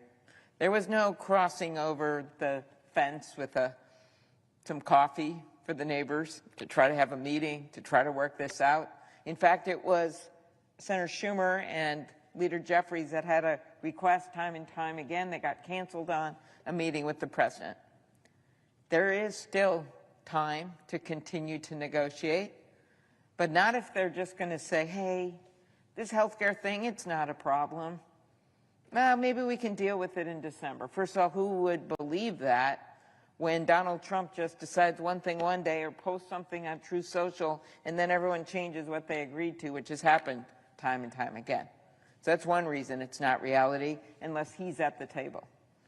Number two, it's not reality because this is not a December problem. This is not a January problem. This is a now problem. November 1st, that's when people start re-enrolling. Whole bunch of small businesses, 20 million people. More than a quarter of the farmers in this country who are already facing, as one of my farmers said to me last week, a perfect storm of ugly. That's about the tariffs, that's about their input costs with fertilizer, and that's about their personal health care costs. A perfect storm of ugly. When you're in a big storm in Minnesota, you don't just go outside and hold an umbrella and think maybe it'll go away. You do something about it then. You take cover then. You help people take cover then. That's not what they're doing with this vote tonight. We have a bill that would help millions of Americans sleep easier. We're still dealing with the tariffs. We're still going to push on that, which has led to all of these grocery cost increases. We see what's happening with the electricity cost increase. Costs are up, chaos is up, and corruption is up. But there is one thing we can do, and that's one of the biggest cost drivers when we look at inflation, and that is health care. So let's start with how we got here. We know that over 110 million Americans depend on Medicare and Medicaid. 110 million. These programs cover everything from hospital visits to life-saving prescriptions to the long-term care that allows seniors to remain in their homes. And these programs, along with Social Security and SNAP, which is the nutrition program, have driven poverty among seniors for years to record lows. Best poverty-fighting program there is, Medicare, Medicaid. But the budget that congressional Republicans passed earlier this summer without our votes, again, didn't listen to us, makes the biggest cut in history to Medicare and Medicaid. That's right, the biggest cut in history, while all these other costs are going up. Their budget cut Medicaid by over $1 trillion and will trigger more than $500 billion in Medicare cuts. How does that happen? Because they didn't put, well, the debt is so high from that bill because of the $1 trillion in tax cuts to the wealthiest Americans and the $1 trillion in tax cuts and giveaways for corporations, that it actually automatically triggered $500 billion in Medicare cuts on hospitals. So when we go, as we did, our members on the Democratic side last week, and met with people in hospitals and patients and doctors and nurses, we heard about that. We heard about the 15 million Americans that are going to get shoved off their health care. But the one thing they could have done, and they voted against it once, but we know behind closed doors are very interested in doing something about this, it is the tax credits to help people afford their health insurance. Without these tax credits, more than 20 million Americans will see their premiums skyrocket. Kaiser study just today came out. Double the premiums. Double the premiums. That's why one of my hospitals told me, look, of course Medicaid hits us hard. Of course Medicare does. But so many of our patients and the people who visit our clinic are on MNsure, that's the Affordable Care Act plan in my state, that if this happens, a whole bunch of them won't be able to afford it. Then they're going to show up in our emergency rooms, they're going to show up without insurance, they're not going to get the surgeries that they need, and they're not going to do their doctor's visits. That's why you've seen some Republicans, some overtly saying, we've got to do something about this.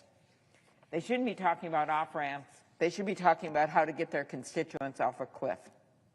Earlier this year, we marked the 60th anniversary of Medicare and Medicaid.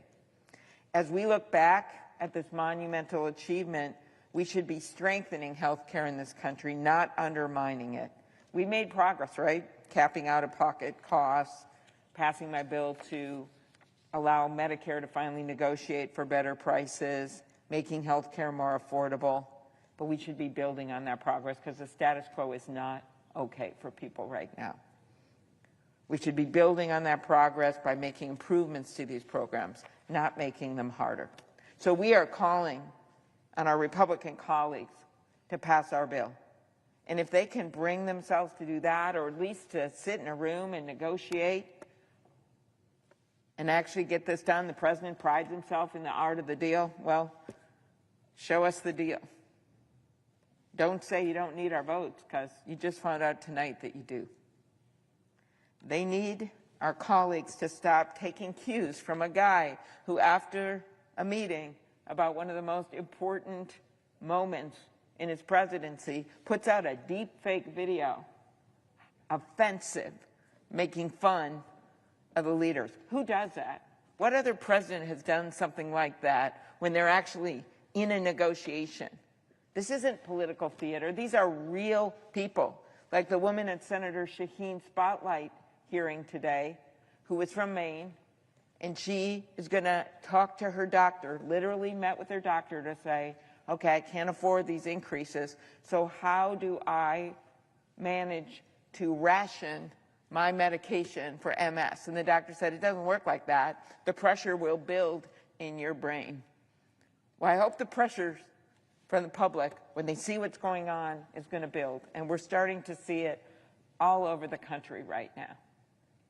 This is not the time to just accept the status quo and say we can't do anything about it while our constituents are going off that premium cliff. So maybe the president needs to get out and talk to that farmer whose soybean market has dried up. Now he's not going to be able to afford his health insurance, and see that perfect storm of ugly. He's not going to meet those people on the golf course at Mar-a-Lago. I can tell you that right now. He needs to get out there. And it's time to start taking cues and listen to real people and not memes and not fake deep fake videos. This is not a joke. Our bill is a path forward, and we ask them to come to the table and negotiate with us. Madam President, I yield the floor.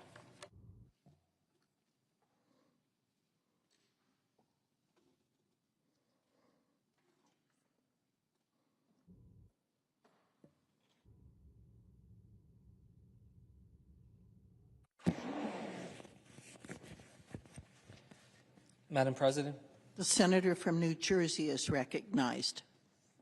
Madam President, I rise today because I literally just about 2 minutes ago finished a telephone town hall with over 5,000 people back home in New Jersey that joined up to try to figure out what in the world is happening to our government right now when they see just this abdication of leadership from the White House to leadership here in Congress to step up right now at a time of need. Thousands of people from across New Jersey that had called in worried about how this shutdown is going to affect their lives, how the health care costs that they are going to be experiencing are going to reshape their ability to be able to deliver care for those that need care the most. The simple story is they're scared. The people I talked to, they were nervous about what comes next. And frankly, they're pissed off about this. They know that this is not how a government should function. They know that, yes, we need to be able to step up and have negotiations, but how can you have negotiations when one chamber of this Congress isn't even showing up to work this week? That's right. When I told them about how Speaker Johnson didn't even bring the House of Representatives to work this week, even though they were supposed to, they were furious. If we're going to ask public servants to show up to work tomorrow, if we're going to ask our military to show up to work tomorrow without getting paid, the least that our Republicans in the House of Representatives can do is show up to work here. We should be furious about this. It's an abdication of leadership. It is a dereliction of duty.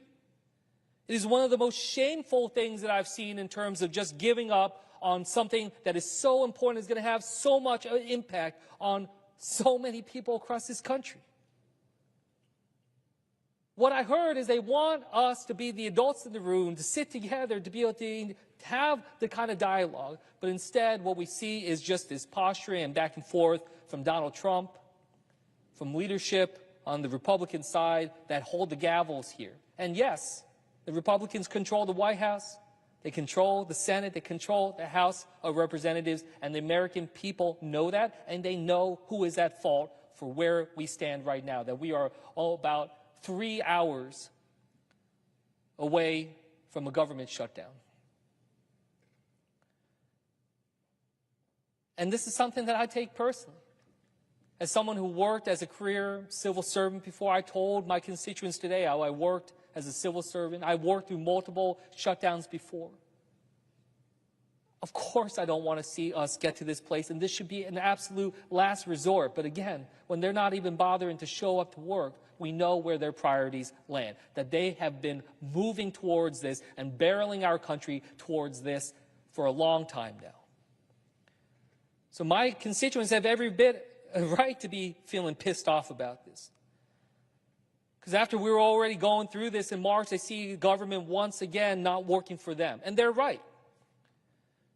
Where have the attempts been over the past few months to work together to avoid this scenario? And again, it's not just about process. I don't want people to think that this is just some tug of war, that this is just some battle for political power, that this is just some challenge between political parties for who has the momentum on their side. There's real struggle. And I heard that on this town hall.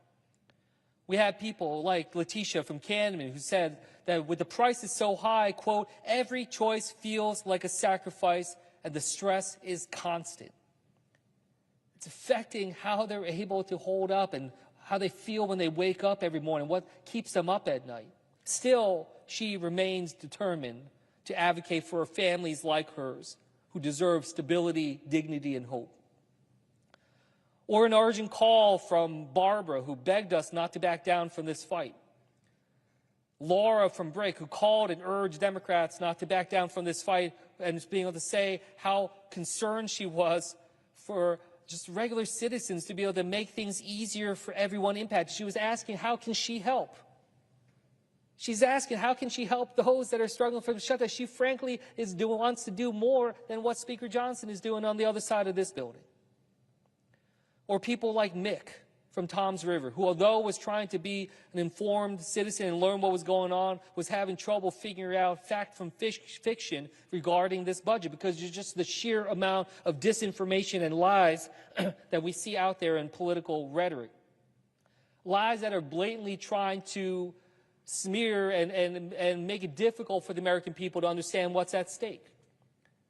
So yes, when we hear the Speaker of the House talking about how this funding, that this is Democrats that are trying to cut resources from FEMA or make it harder for people to get care through the WIC program for women, infants, and children. Well, look, it's just deception.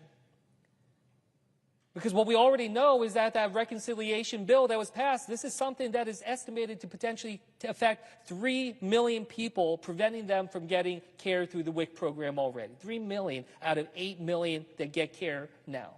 So who is it that's actually hurting people's ability to get those services? And FEMA? Are you kidding me? I literally heard it out of the mouth of the President and the Homeland Security Secretary that they want to abolish FEMA. And here we are hearing it from the Speaker, making it seem like the blame is over here.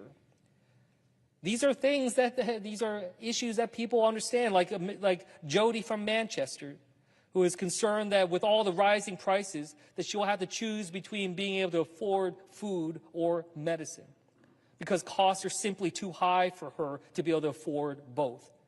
No one in this country, the richest, most powerful country in the world, should ever have to make that kind of trade-off. Yet we see right now, we're on the cusp of it, not just 3 hours away from a shutdown, But over the course of tomorrow and the coming days, Americans all over this country will be getting their new bills when it comes to health care. And we see that tens of millions of them will have to pay more, possibly double what they're already paying. Over 4.5 million Americans to lose their care, including many in New Jersey. That is a catastrophe that we see coming. We knew it was coming, and we were trying to take action to be able to address that. And what happened? Kicking the can down the road. When does open enrollment start when it comes to healthcare? Starts in November. So what good is it if we punt towards Thanksgiving, which is what this body tried to do? They need solutions now. They need answers now. And they're not getting it, and they're certainly not seeing anything that resembles leadership in this country right now. So yes, when I'm hearing from Lorena from Forked River, who says that, literally could lose her current health insurance if the ACA premiums go away, that's what we're fighting for. That's what I hope people see over the coming period as this continues on. Because I know it's so easy to make it feel like, again, it's just completely detached. And often it really seems that way. It feels like people here in the Senate, here in Congress, at the White House, that we're playing with other people's chips, that we don't feel it ourselves. I have to say, I found it disgusting when I learned in 2019 and I came into Congress that the president and members of Congress get paid during the shutdown, that they continue to get their salary while service members in our military and other public servants do not, even though they are showing up to do their work. We should not be held to a different standard. We should not be in a place where it seems like we're above the rest. Because that's exactly what the rest of the American people believe. They believe that we think that we're above the law, that we don't have to obey it, that we don't have to follow the rules that other people do, and that's why they are losing trust in this government. And I can tell you, come midnight today, they have every bit reason to believe that, because we have failed to ability to be able to deliver for so many people. We had Lucinda from Whiting write in telling us, begging us to hold the line when it comes to fighting for health care. Because in her words, quote, I definitely cannot afford my ACA insurance without the advanced premium tax credits. If costs go up and health care gets more expensive, I will have to go without insurance and not go to the doctor. These are just a fraction of the thousands of calls and emails and outreach that we've received. We asked people to share their stories. We got over 3,500 stories back just this week about people's concerns about what's happening with this shutdown and losing health care. We need to recognize that a president who can't even be bothered to learn about the hurt that is being put forward by his own party when it comes to our health care, that our bill is not one that is looking out for them. We need leaders who understand what is going on. We need leaders who care about the people they are supposed to be leading. We need leaders who will actually be the adults in the room. And yes, so I rise today to make that promise to New Jersey and to the American people that I will keep fighting for you and fight with you as we go through this. And we're going through uncertain times. We're entering unprecedented times. And I know that it's a lot for everyone. But again, we remember why we fight here. That while I'm giving this speech, I'm worried about the care that my father's getting. My father's health is declining rapidly. Every single one of us knows what it's like to have a loved one struggling when it comes to their care. And I know everyone knows that experience of saying that we would try to move heaven and earth to be able to make sure that they get the care that they need in their time of greatest need. And how can I, when I stand by thinking about 4.5 million Americans, including many in my state, losing health care, making it harder for them to be able to deliver for their family, how can I say that this is a time to roll over, that this is a time to stand down? No. You draw the line here. We fight for your health care. You fight for your lives, your ability to deliver for your loved ones, to be able to stand up together and say, this is not how our government should work. This is not how our democracy should function. We deserve better. The American people deserve better, and that's what we're going to fight for. We're going to fight for better. With that, I yield back the floor.